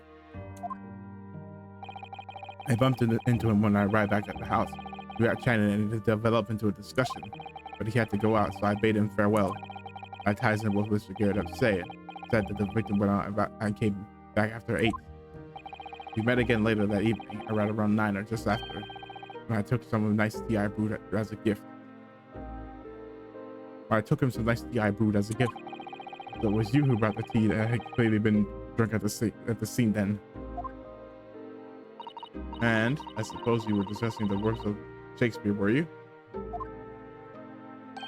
Yes, that's right. That's exactly right. Romeo and Juliet, who was stronger, the stronger. It was a delightful debate, I'm sure. Such a stimulating subject, Shakespeare. And that debate became very heated, so you slipped some poison in Mr. Samspere's tea? No, never, not at all. Team Juliet won, that was me. And when I left his room, the flamboyant fellow was fighting fit. I swear, categorically. Cursed existence. Mr. Natsume, you say the same. You often say the same thing about yourself, I've noticed. That you have a cursed existence.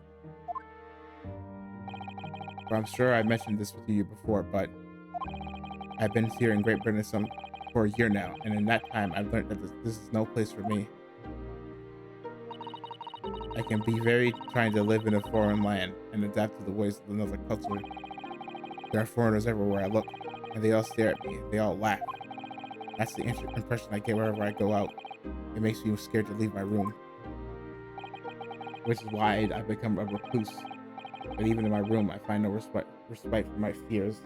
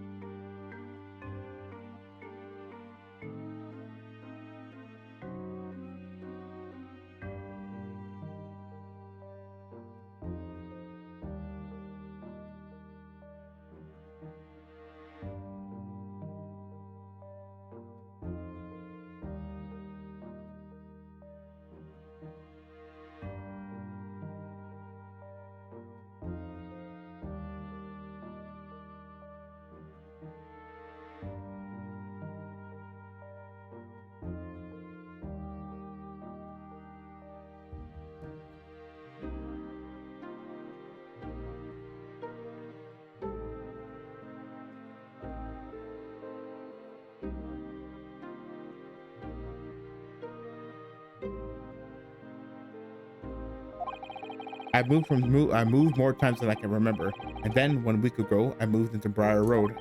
But why? I mean, why did you choose that place? It doesn't seem very comfortable. Because the rent is cheap. I have so little money, it spoke to me. Yeah, he said that in the first game. The rent? Obviously, there's a reason why it's cheap. Because the room is cursed. Cursed? Cursed how? The previous occupant, the man who lived there before me, before I took the room, died there. Oh no. He was only a young man, but one morning he was found dead and no one could explain why. Surely no one would want to live in a room with a history of like that. Okay, initial guess, I'm gonna say that person died because of gas poisoning. Or I guess carbon monoxide, if you will.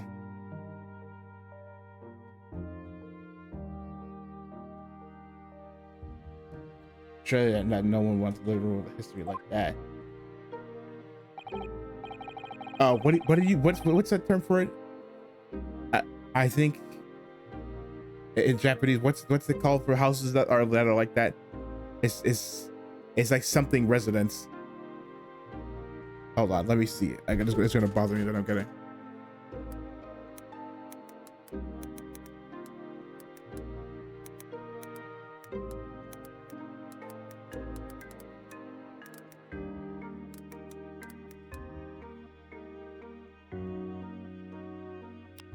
What's it called?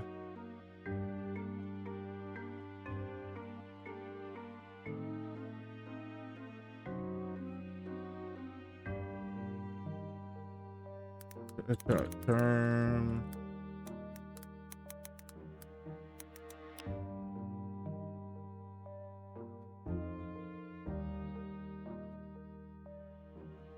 Hold on, let me see.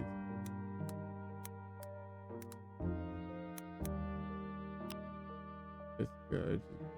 Stigmatized property. Yes, that's what it's called. So yeah, that's the term. Stigmatized property. I didn't. When the letting agent recommended the place, I wavered. But I want books, and books cost money, and a horrible history is a small price to pay. When I realized that would mean I could buy more books, I signed a lease like a lightning. Brave, or blinkered. But after I moved in, I soon came to realize what I had done. I realized how horrible that room's history really was. Gosh, was it really so awful?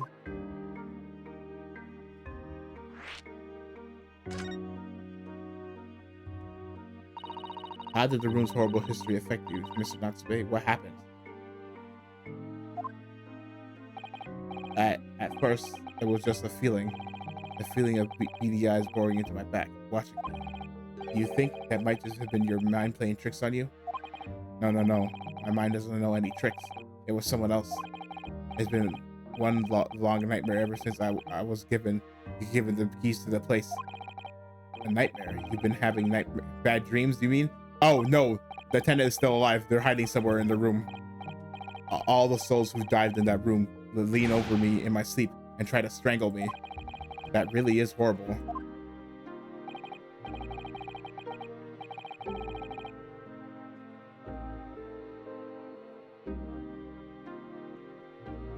And now I come to think of it, it happened again last night too. The very same night that Mr. Samster was writhing in agony from poisoning in his body. I was on the verge of being suffocated silently by those miserable spirits in my room. You simply must move out of that room as soon as possible. You're right. Yes, you're right. I know it, and that's why I'm already searching for the next room with a history to call home. I think perhaps you should try and avoid accommodations with any kind of history at all. Otherwise, I'm scared that you yourself may become history. Ugh. Whoa, SUSATO knows how to make the man listen.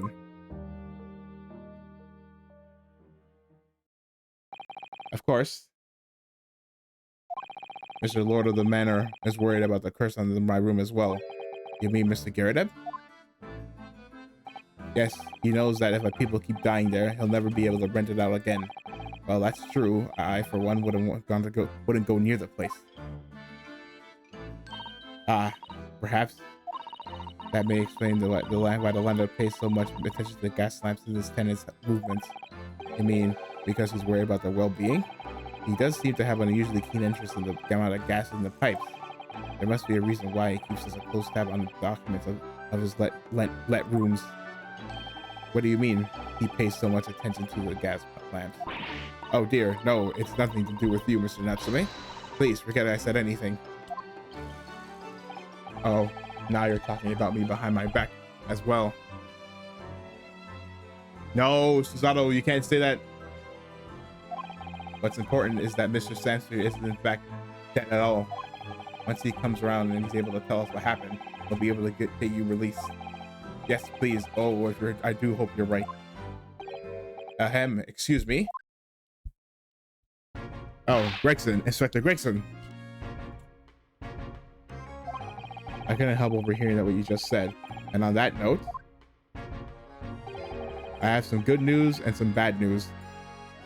He's probably in good, stable condition, but he's not waking up. Oh, which do you want to know first? Give me the bad news, man. Always, every time. The bad news comes first. I agree. When hope is all you have, hold on to it. That's my guiding principle. Right. Well, in that case, the good news it is. Huh? Sorry, but it's just a lot easier to explain everything that way. Then why did you ask me my preference? As you might have heard, the victim, Mr. Samster, was just unconscious. He's come round now. Yes, we saw it happen in all its terrifying glory. He's still being treated by the doctors, but we managed to get a written statement from him already. Oh, isn't that wonderful, Mr. Natsume? Oh, thank goodness. It's all over then. I can leave this somber cell.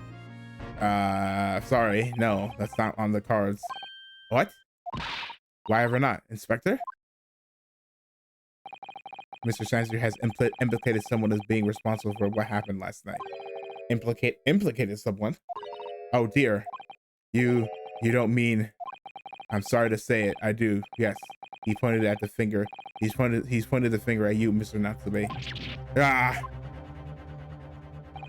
By sweet poison did he seek it to end my life. That wicked caitiff, Soseki Natsume. No. So I'm afraid you'll be appearing in court as planned. You'll be wanted to make the necessary preparations. No. No. Uh-oh, he's hooked. And so once again, Soseki-san found himself having to take the dock in the Old Bailey. Whether his room was haunted or whether he was just terribly unlucky, I knew I had no other choice. I had no choice.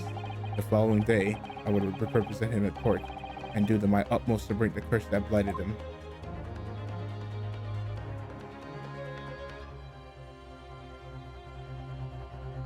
That's not all for it. That's not all investigation, is it?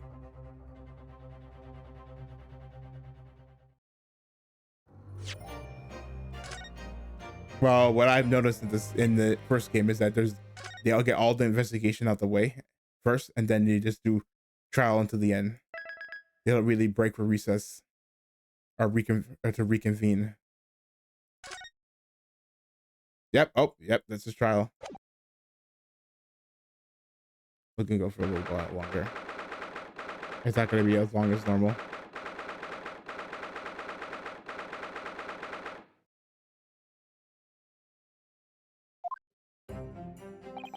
The Old Bailey. This place always makes me feel strange. It seems to get chills down my spine and break under the nervous sweat all the time all at the same time. All at the same time. Well, I didn't think I'd be back here so soon. That's my line. Good morning. Good morning. Good morning, Ohio, Mr. Natsume. It was only 2 days ago that I was declared not guilty here. Yes, somehow we managed to prove he didn't stab Miss Green in the back. And now this, another murder, and here I am again in this hellhole. Can't keep coming to court. I'm beginning to think he's right. It really does seem as though he's cursed. Mr. Naruhodo, I'm afraid I have bad news. Oh. It's the Reaper again.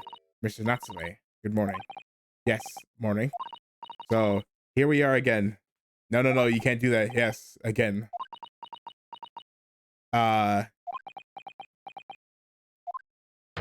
Judicial Assistant, Miss Mikotoba Esquires. What's the bad news? Oh dear. You heard, did you? If you come in shouting it at the top of your voice, people can't help hearing what you say. Oh, I'm sorry. You've done nothing wrong, Mr. SUSATO. Now, what is it? It's the Reaper. Well, it seems that the prosecution in today's trial will be led by Lord Baroque Van Zieks. Van Zieks? Ah! Oh, no.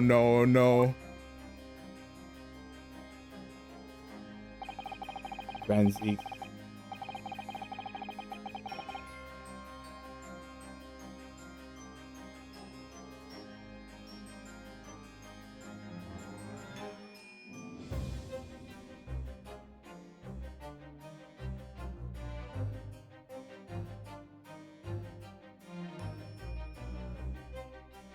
The so-called Reaper of the Bailey, the most legendary prosecutor in the land.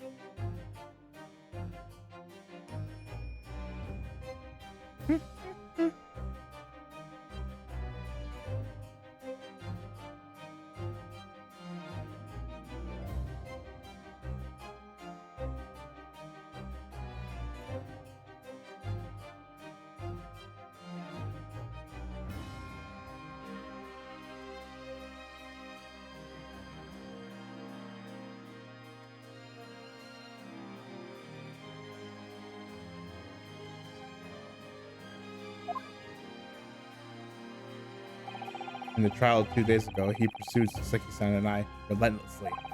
Of course, by the skin of our teeth, we managed to pull through, but still.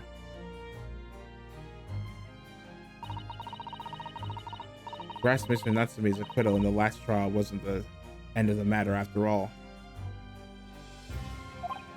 Yes, I know what you're thinking.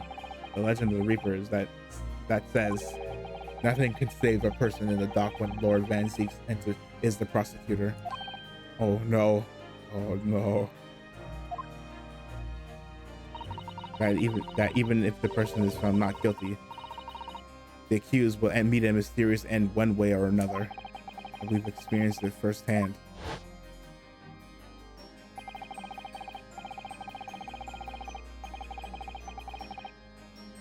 A man we successfully defended met the most terrifying end as his acquittal right here in the Old Bailey. Are they going to spoil the first game? No, they're, oh, no, they're not.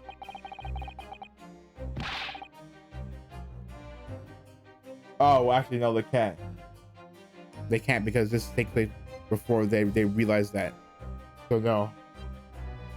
So wait, I'm the stupid one. Of course, so they don't have to spoil. It doesn't exist as a spoiler in the timeline. Cursed by evil spirits, and now. Do I have to put up with these ice cold eyes boring into my soul again? I'm sorry, I read that from the line before. Cursed by evil spirits, and now by the Reaper. Pair of petrifying perils, potentially. Well, if it's potentially, at least you appear to have hope, Mr. Natsume. Welcome, student Mr. Naruhodo Esquire. Yes? I'm innocent. You have to believe me. Well, I wouldn't be here if I didn't. You more than anyone now. Don't worry, I got you. I'll be your steadfast ally every step of the way in this battle. I promise. And this promises to be a hard battle, I fear. Well, the trial is scheduled to begin shortly. We should move into the courtroom. Let's go. Oh yes, I forgot to say. I'm afraid he won't be able to make it. Mr. Sholmes, I mean. That's probably for the best. Oh, if he were here, I might be tempted to rely on his help, and that could be seen as weakness.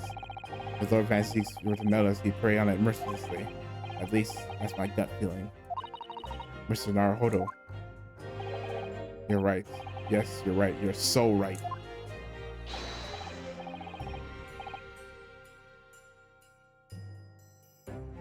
Well said. Welcome to the Mr. Naruhodo Esquire. Well said. I swear on this sword at my side and the spirit of Cosmo that it harbors. I'll show him what a Japanese lawyer can do. I'll set you free with honor. Oh, yes.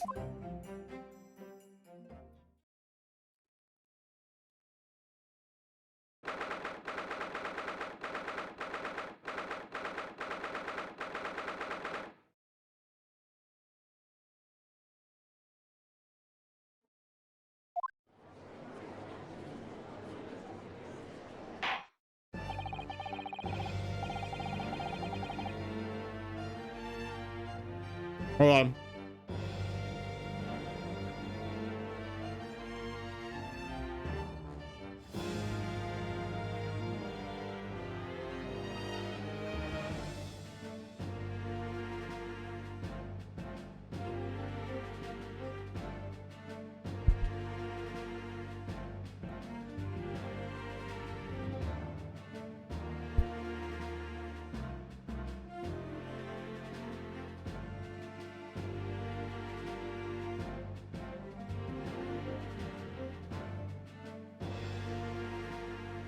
In the name of Her Majesty the Queen, I hereby declare this court to be in session. I now call upon the counsel for the prosecution and defense to declare their willingness to proceed. Yes, Mr. Vampire, the prosecution is ready. The defense is ready, my lord. Readiness for the trial, my learned Nipponese friend, is not what the defense needs. What you need is readiness for your inevitable defeat. It's not just in my imagination, it's really there. Lord Van Zieks has such an animosity towards us Japanese for some reason. It was some time ago now that he first became known as the Reaper of the Bailey, I believe. These past few years, he hasn't appeared in court at all. Yet now, he's back in the courtroom, though for some reason, only when I'm in defending. This Reaper, with his curious disdain for just Japanese racist, is the prosecutor shrouded in mystery.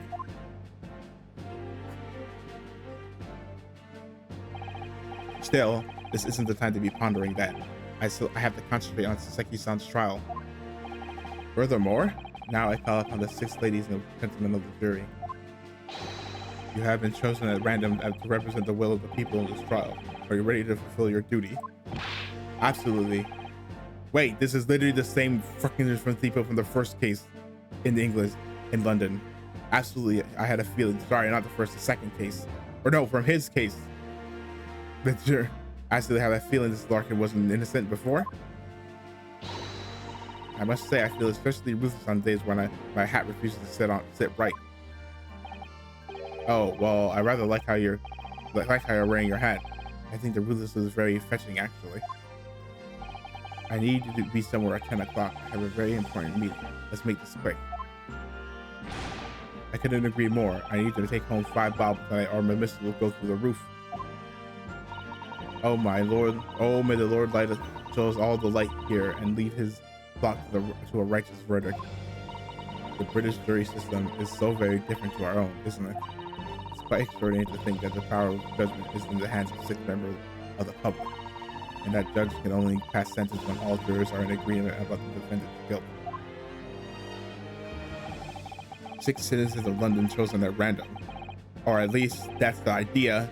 The only person that's not random is this lady, because the prosecution would draw attention to the fact that the accused was on trial here but 2 days ago. Accordingly, where possible, the same jurors have been asked to return for duty today. Very well, let us commence the trial. Lawrence Van Seek, your opening statement, please. Ladies and gentlemen of the court, of the jury, it is not the intent of the questions that cast doubt over your past decision. However, if the innocent verdict afforded to this extension Nippon needs before has had dire consequences.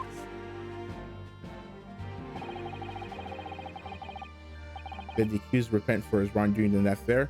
Far from it. Instead, he used his freedom to perpetrate a most blood-curdling crime.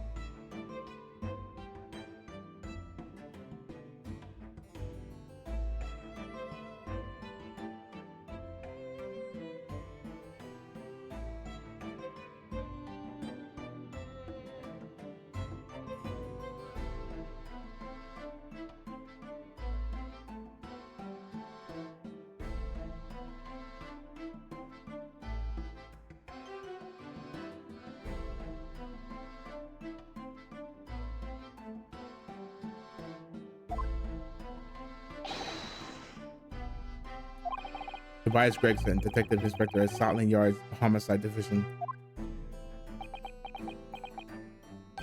Ah, Saseki Natsume from the Empire of Japan. My government ordered me to come here as a student, instead to study your language and culture. Mr. Natsume, did you remember what I said at the end of yesterday's trial? Yes, my lord, sir. I'm quite sure I'm not mistaken that you swore an oath never to set foot in my courtroom again.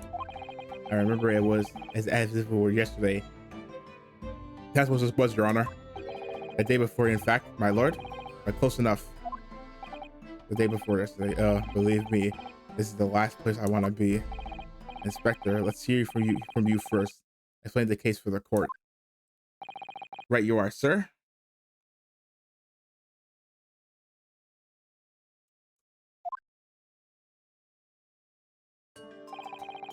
The incident occurred at the Garadeb household where the defendant has lodgings.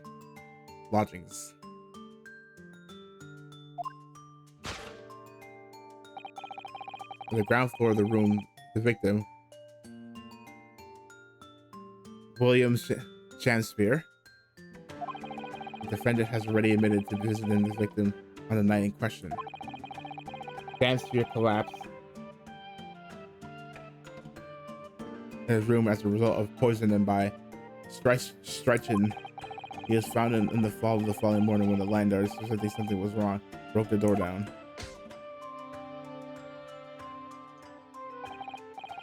This means I presume that the door to the victim's room was locked at the time of the incident.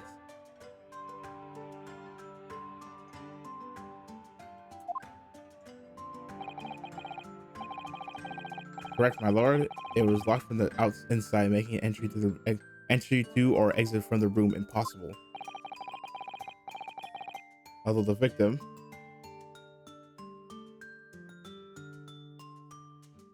Mr. Samspear, lives to tell the tale, he very nearly didn't. That man was halfway to heaven when we first found him. I was the first officer on the scene, my lord. And I have a photo here that I took at the time to show how it looked.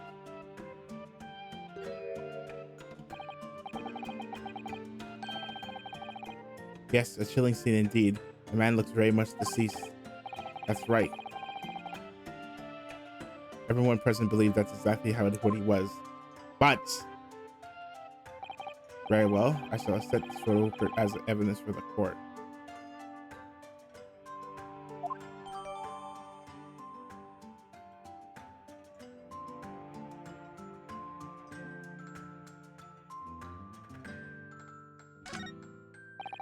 Oh, no.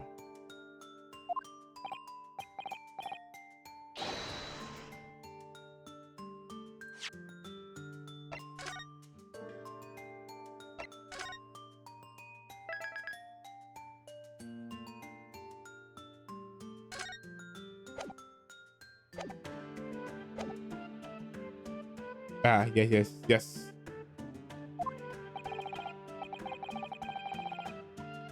As a defendant, you do have anything to say at this juncture? They're haunted by evil spirits. Good gracious, what's haunted? My lodgings. There's been a whole series of strange happenings in my lodgings. The tenant before me died in mysterious circumstances. A woman was found by no one on the streets. My neighbor was poisoned, and me. What about me? I've nearly been killed countless times. Oh, so he's being serious about that. So I was like, oh, is this the cat sitting in her face? But no, it seems like it's.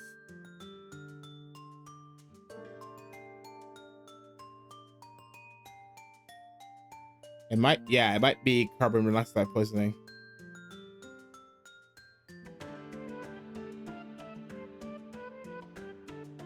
But that's usually undetectable.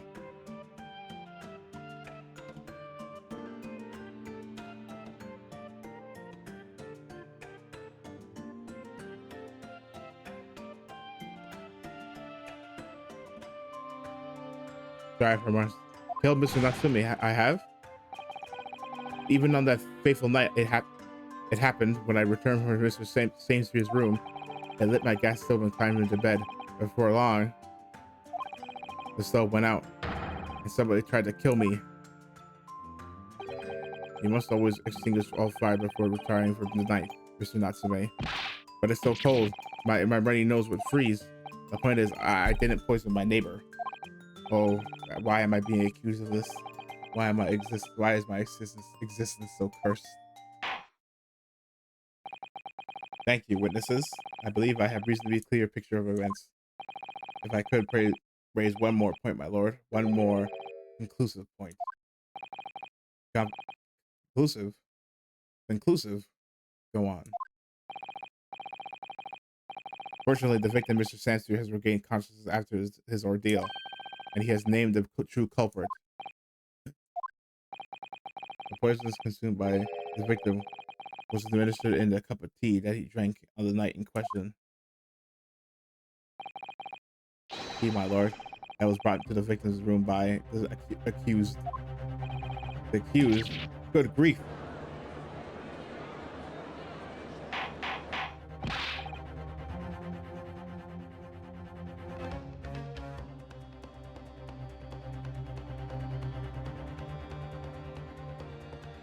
Order! Order! Yes, that's the crux of this whole case. If Soseki-san is innocent, then why? Why was the victim accused? Why has the victim accused him? My guess is that the victim doesn't know, but assumed it must be him. Well, Mr. Natsume, what have you to say to his accusation? To this accusation? That evening, yes, I did take some freshly brewed tea when I was visiting Mr. Sam's room as a gift.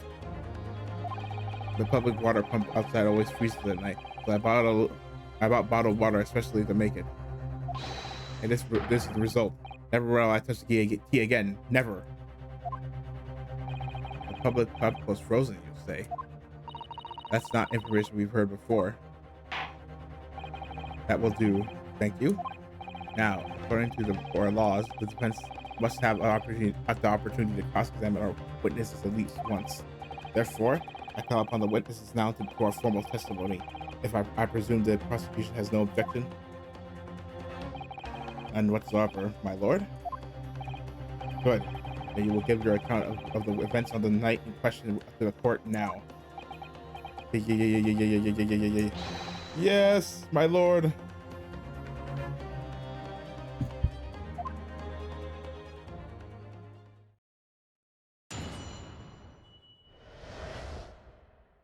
The catastrophic night. It was around 9 o'clock that evening when I visited my neighbor.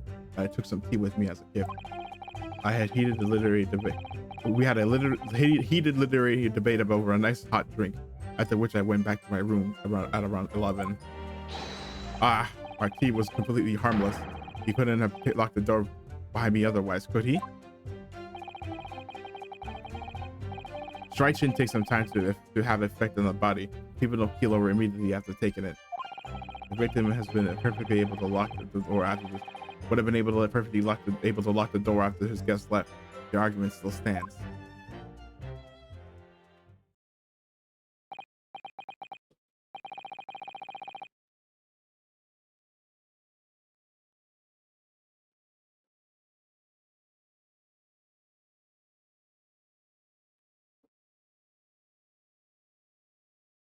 Yes, I see. I'll see.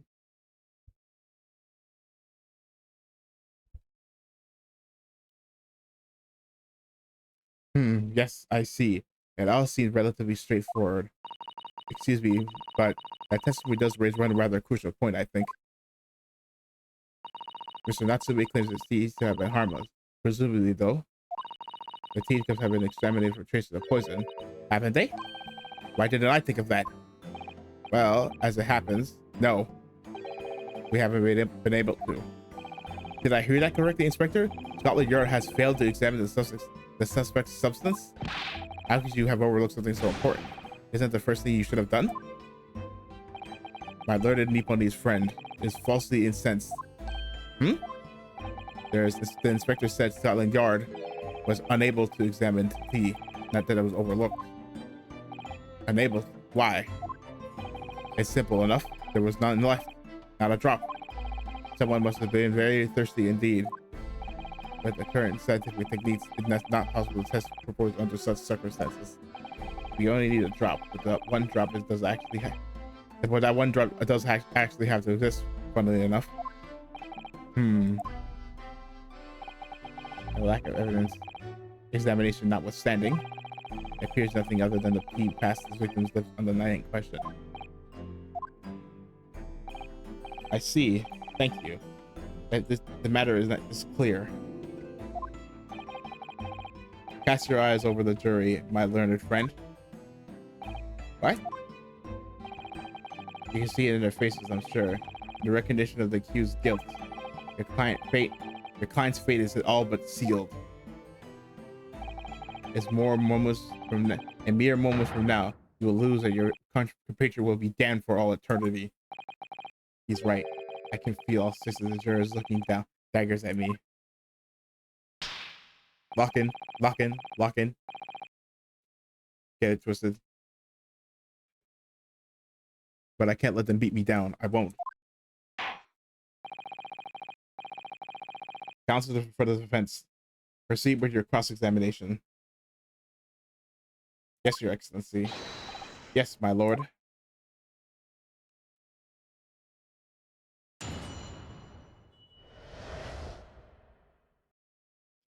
The catastrophic night.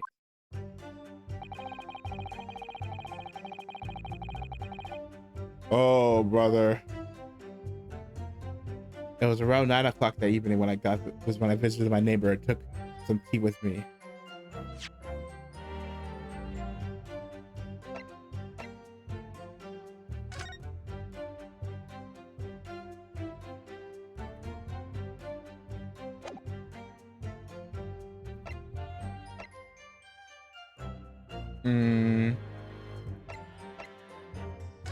Oh yeah, you know what? I never did examine this. Oh, wait, it fell off. What is it, Mr. Naruhodo? This bar of soap. When we first found it, I could have sworn there was something sort of round disc in this expression, just a reddish one. Yes, you're right. I remember it too. But now, the depression is completely empty. Where could a disc have gone?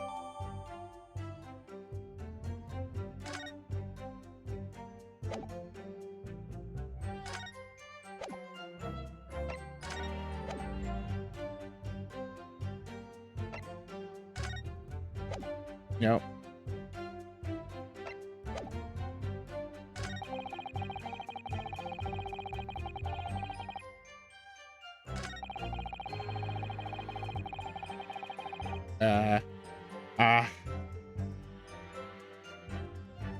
Hold it! Yes, there was not a drop of tea left in the victim's room anywhere, was there?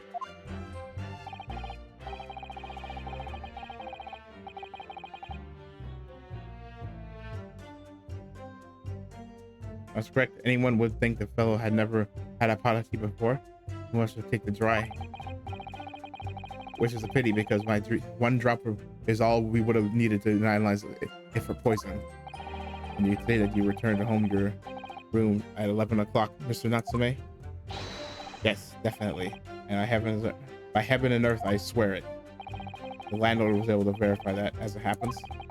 He confirmed that the defendant went back to his room at 11 at night. And how is the landlord able to attest to this?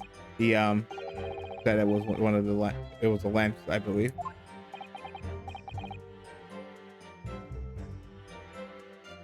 The lamp inspector.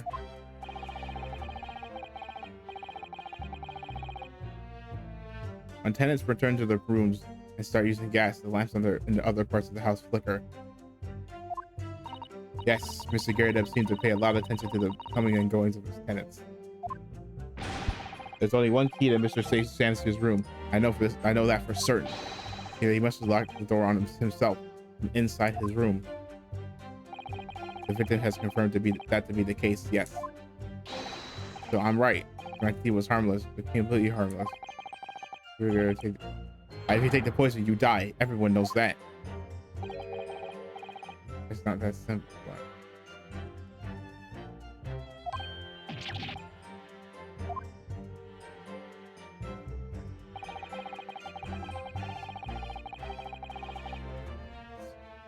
Extraction takes some time to wait. Hold on. Okay, that was harmless.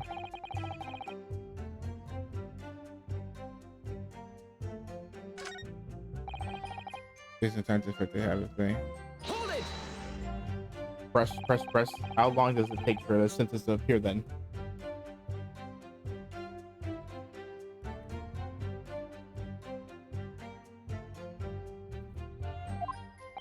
According to the coroner who I was speaking to at the yard, about 30 minutes after the poison is consumed. Then the victim suffered violent convulsions, cramps, and stiffness, and eventually dies from asphyxiation. So there's the 30-minute interval between when the poison ingested in the corpse and the onset of symptoms.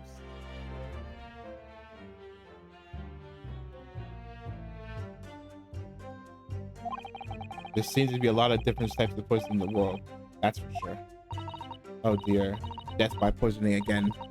It's always so... This is your second time, but you're about to have a third time.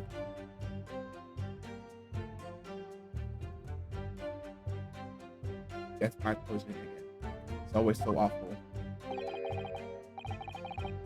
30 minutes is a long time. Indeed it is.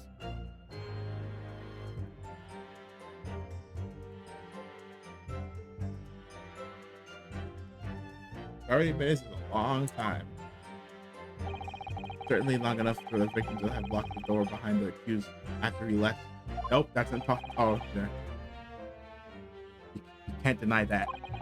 And it further degrades Seki-san's alibi. I had the medical report from the doctor who examined the victim here. It spells it out really. The accused is the only one who could have done it.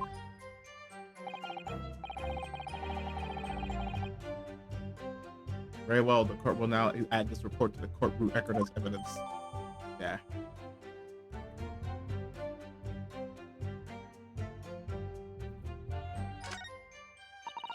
Oh yes, I see it here. Delayed onset of symptoms. Great.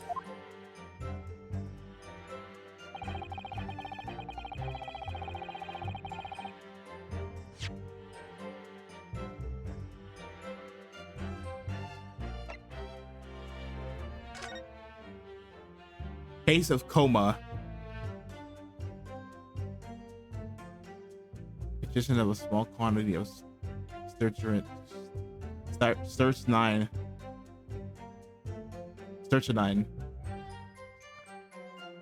Toxic effects of the person 30 minutes after ingestion likely.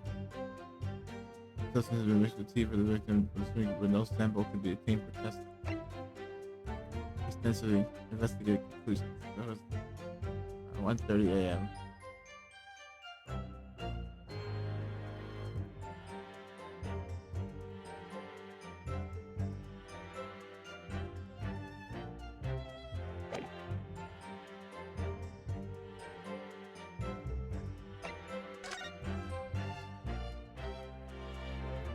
A single drop, but there's a line, so there's.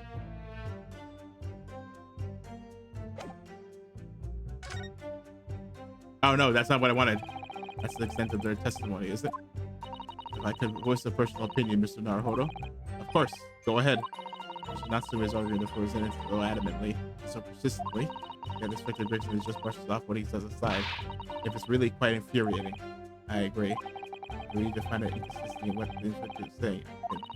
I'm afraid so, as things stand. Jurors are sure to find Mr. Natsume guilty. I see it, what we need to focus on is the poison and the tea. Let's listen carefully into the testimony again. Yes.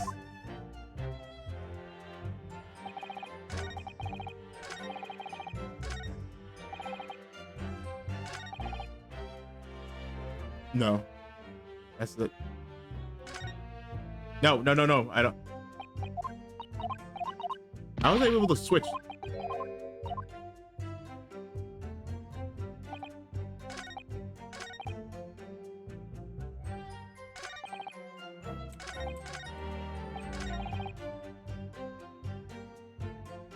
Hold it!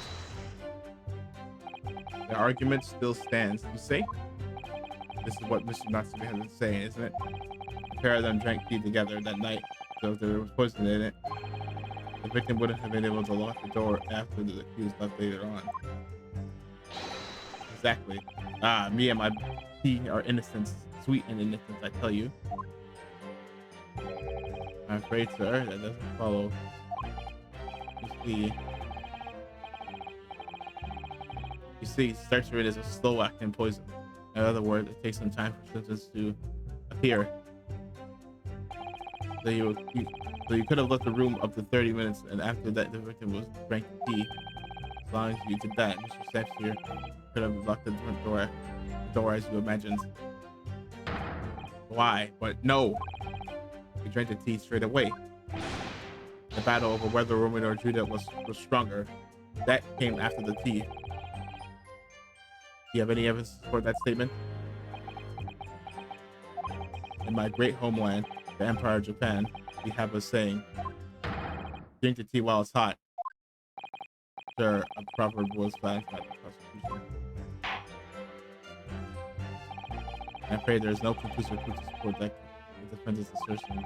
On the contrary, there are sufficient grounds to infer his guilt in this matter. No.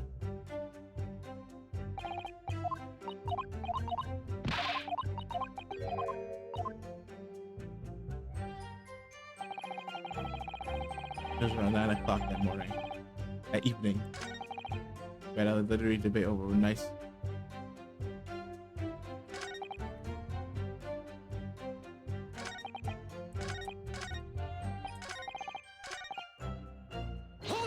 I did this.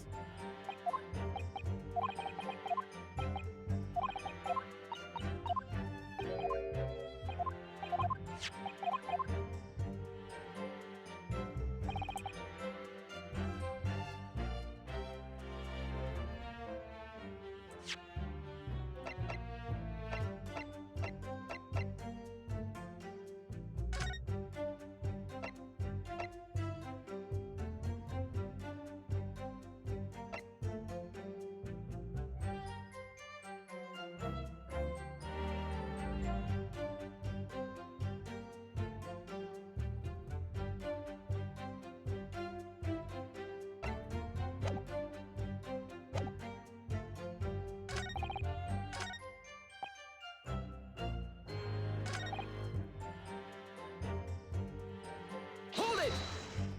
11. That's more than 11. That's more than 30 minutes. Wait, you said about Shakespeare? You said, didn't you? Shakespeare. Ah, a very worthy topic of conversation, I must say. Oh yes, my lord. Romeo and Juliet, who was stronger? It was profoundly presentable parley. Romeo and Juliet, who was stronger? I know I'm going to regret asking this, but how did the debate go? Well, we both agreed that we would reach a conclusion more quickly with a reenactment. So we battled it out in a great Greco-Roman style, naturally. What? Mr. Sansbury had all sorts of costumes in his room for just such a contest. So when you say a reenactment, you mean you were actually in costume? He as Romeo and I as Juliet, and after a vigorous wild tussle, I as Juliet came out on top. Victory I'll cherish forever. I dare not imagine things. I dare not imagine the terrible scene of carnage. The fact remains that it was you who repaired the tea and took it to the victim, correct? Well, I boiled the water in my room and made it. I heard he was too poor to have the team himself, you see? It's true. There were no signs of any tea leaves in the man's room. I wanted to deliver something nice. Be friendly. Why is everyone looking down on me with suspicion? With such suspicion? My tea was harmless. Of course it was.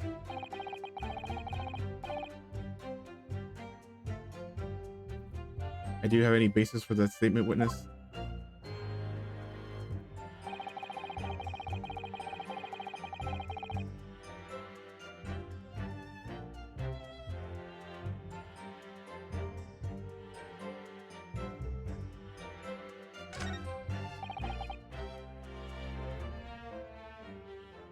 You know, the body.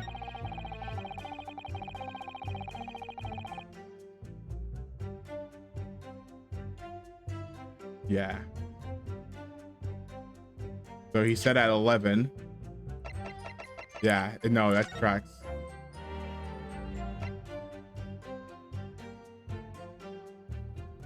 The incident occurred 30 minutes. Assessed from the victim's watch where it appears a broken neck collapse.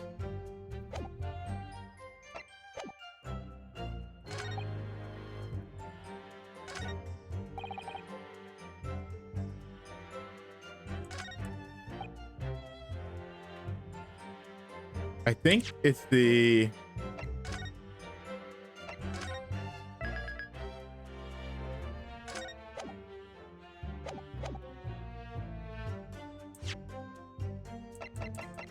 good. Objection. Nope.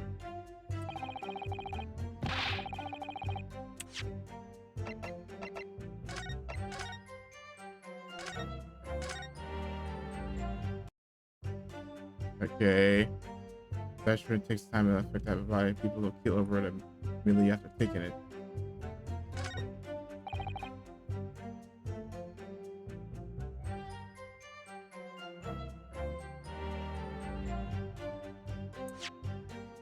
It's not to this. It's not to this, is it?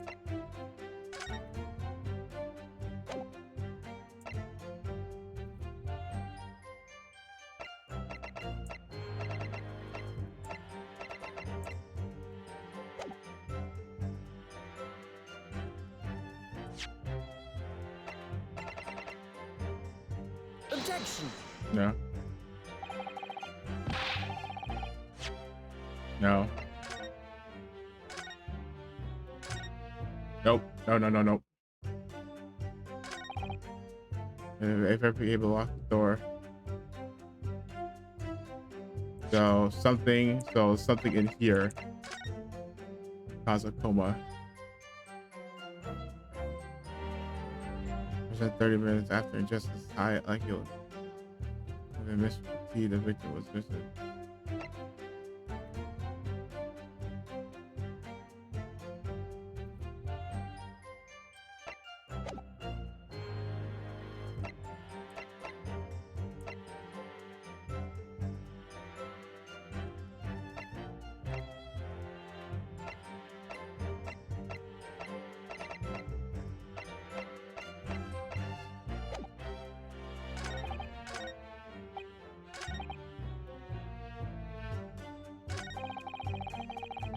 Hold it!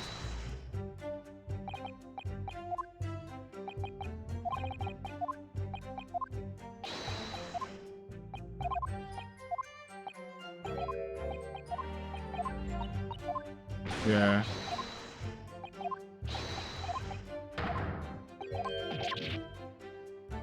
Yeah. Takes some time to have the effect on the body. Even though keel over immediately after taking it.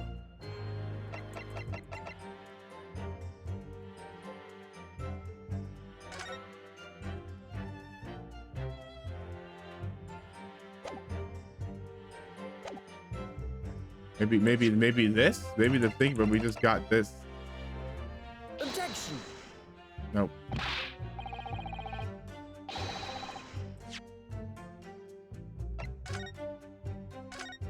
No. No. Presents.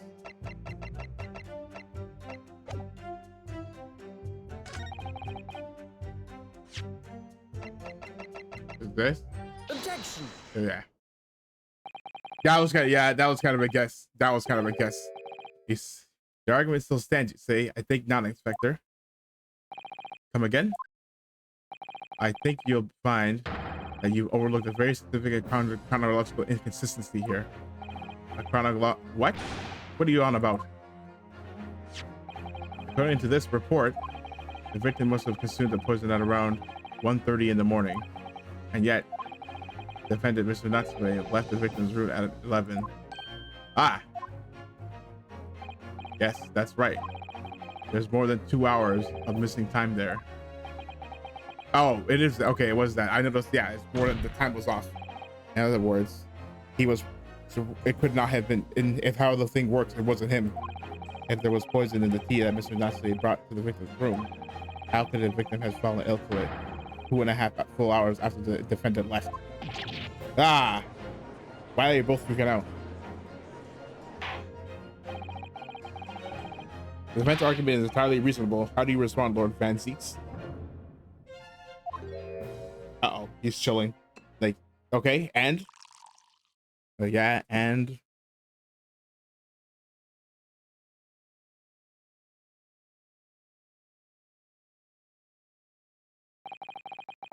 Pray forgive the discourteous in the mind if my mind has wandered.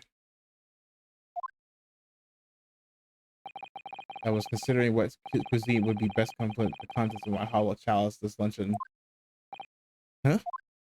How could it have been happened? You ask? I do hate to shatter illusions, but my Nipponese friend appears to be chasing a phantom idea. A phantom? It is so hard to imagine the victim drank his tea after the accused had left. For example, at the time stated that when the medical report, yes, at around 1:30. Objection. It's necessary about the tea with him to drink together with his neighbor. And in Japan, there is a well-known saying, drink tea while it's hot. Objection. And in my country, there is an even more apt saying. There is nothing more refreshing than cold tea. The point is, if there was such a long gap, there may be other ways to explain how the victim came to be poisoned. Other possibilities. What sort of possibilities, counsel? Well, for example, the man could have had another visitor. Another visitor? That's a very bold assertion, my learned friend. That's for someone who has nothing to substantiate it. Or the victim could have taken a poison of his own volition. You suggest there may have been suicide, counsel? Objection. Mr. Sanspear has categorically denied suicide. The idea can and must be discounted. Objection. Uh-oh. But he could be lying.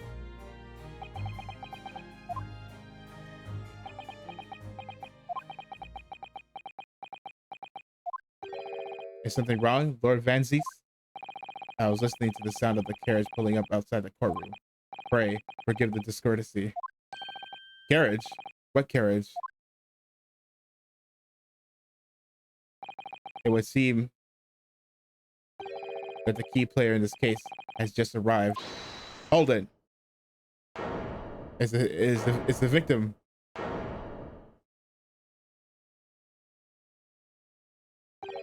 Out, out, brief candle, life's but a walking shadow.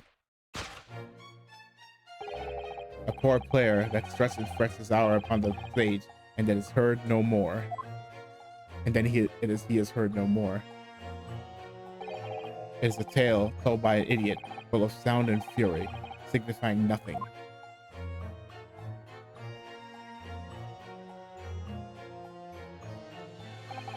Who, sir, are you?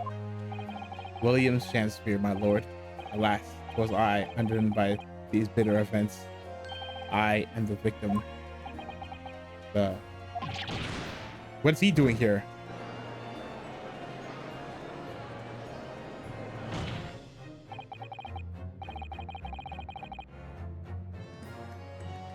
Prosecution seeks to call this gentleman to the stand. With his testimony, my learned friend's futile resistance will be utterly crushed. You're calling him as a witness? Very well, counsel. I will grant you a request with interest. I'm curious to discover what the court shall hear from the victim himself.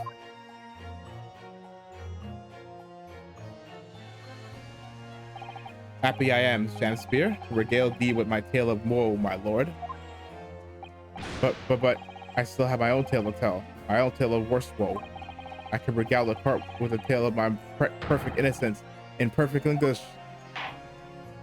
That will do, Mr. Natsume. Let the court now hear from the victim.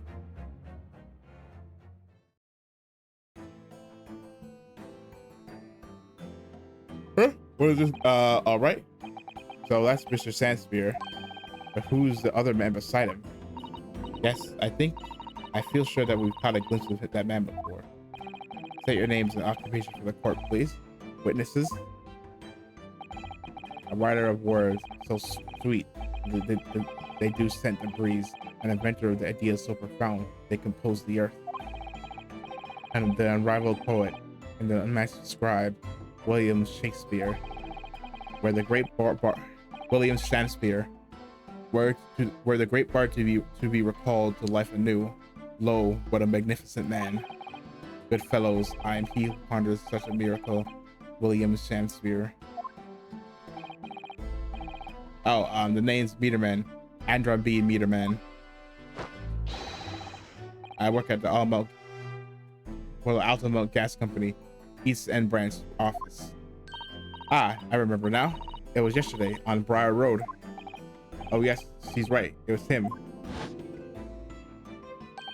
Oh, what's this?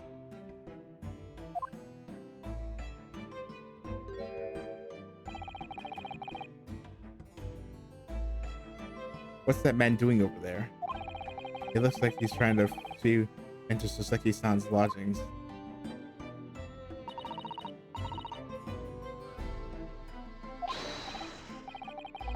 Excuse me. Can we have a word? Yeah, he bolted. Ah. Phew. He bailed.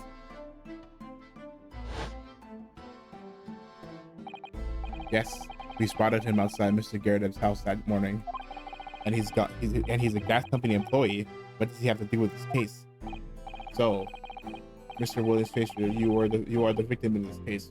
Miserable fare, correct? Oh heaven, oh hell. Do you command me to remember? The sweet poison that did cross me and my crossed mine, innocent lips. I subpoenaed him for the trial with the doctor's permission, naturally. Hearing the testimony of the aggrieved will remove any room for doubt from the jurors' minds, I'm sure. Behold, you have only to rearrange the letters of my name to see me as a seraph, an angel indeed. Thus I must be noble of mind, sweet of nature, and verily honest.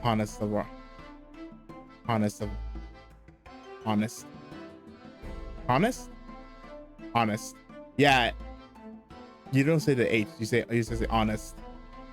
Because me saying honest, that's not right. Honest of heart, like in French, you say honest.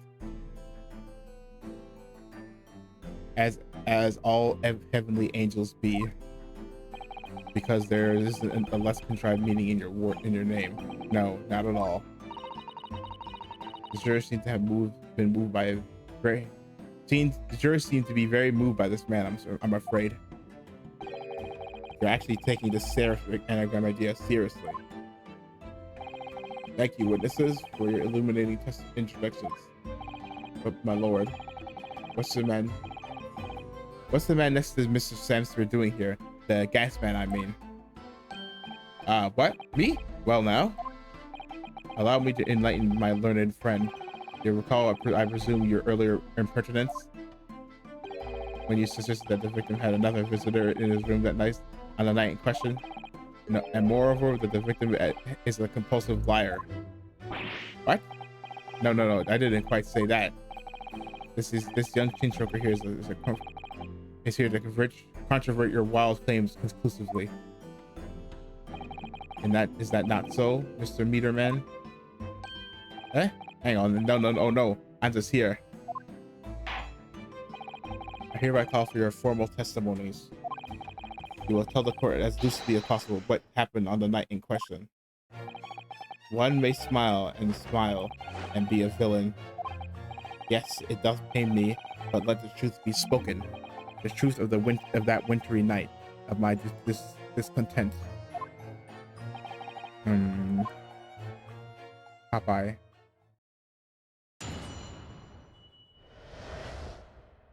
The wintry night of my discontent. The snow lay about. My neighbor did cometh in the evening, bearing a gift of tea.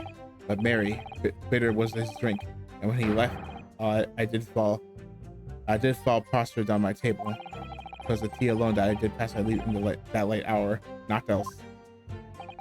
I was outside this window in the freezing cold all night, keep an eye on his room. No one else visited his room but that short little round back Eastern fella.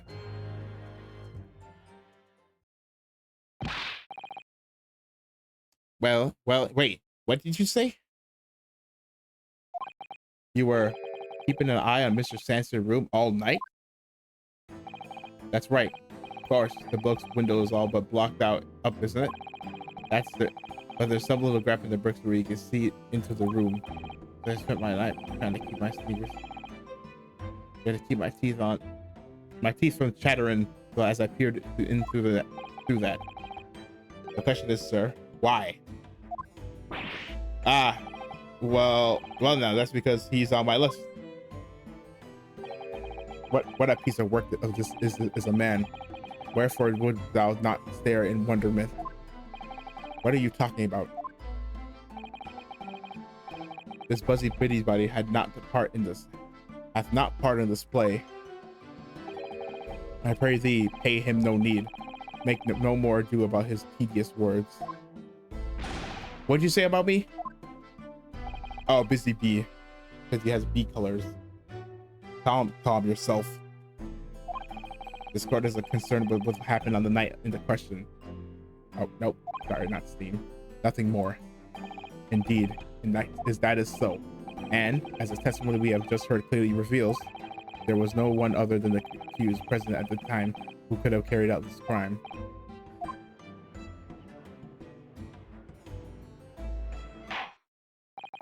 Well, I believe this may be the final testimony of the trial. Now, counsel, defense may proceed with the cross-examination. Yes, my lord. A wintry night of my discontent. But I am gonna call it here. I don't know if you guys noticed, but some of those scenes were like the past maybe 10 or 15 so minutes. I inadvertently skipped it as my eyes wandered off. My eyelids are heavy, so I think I need to sleep. So I'm gonna call it here.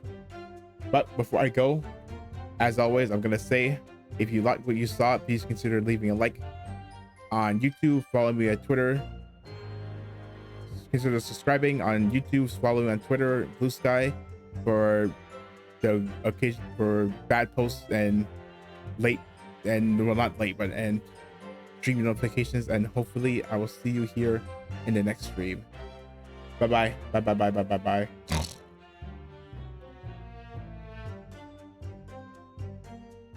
Sorry, I don't know why I did that, but bye.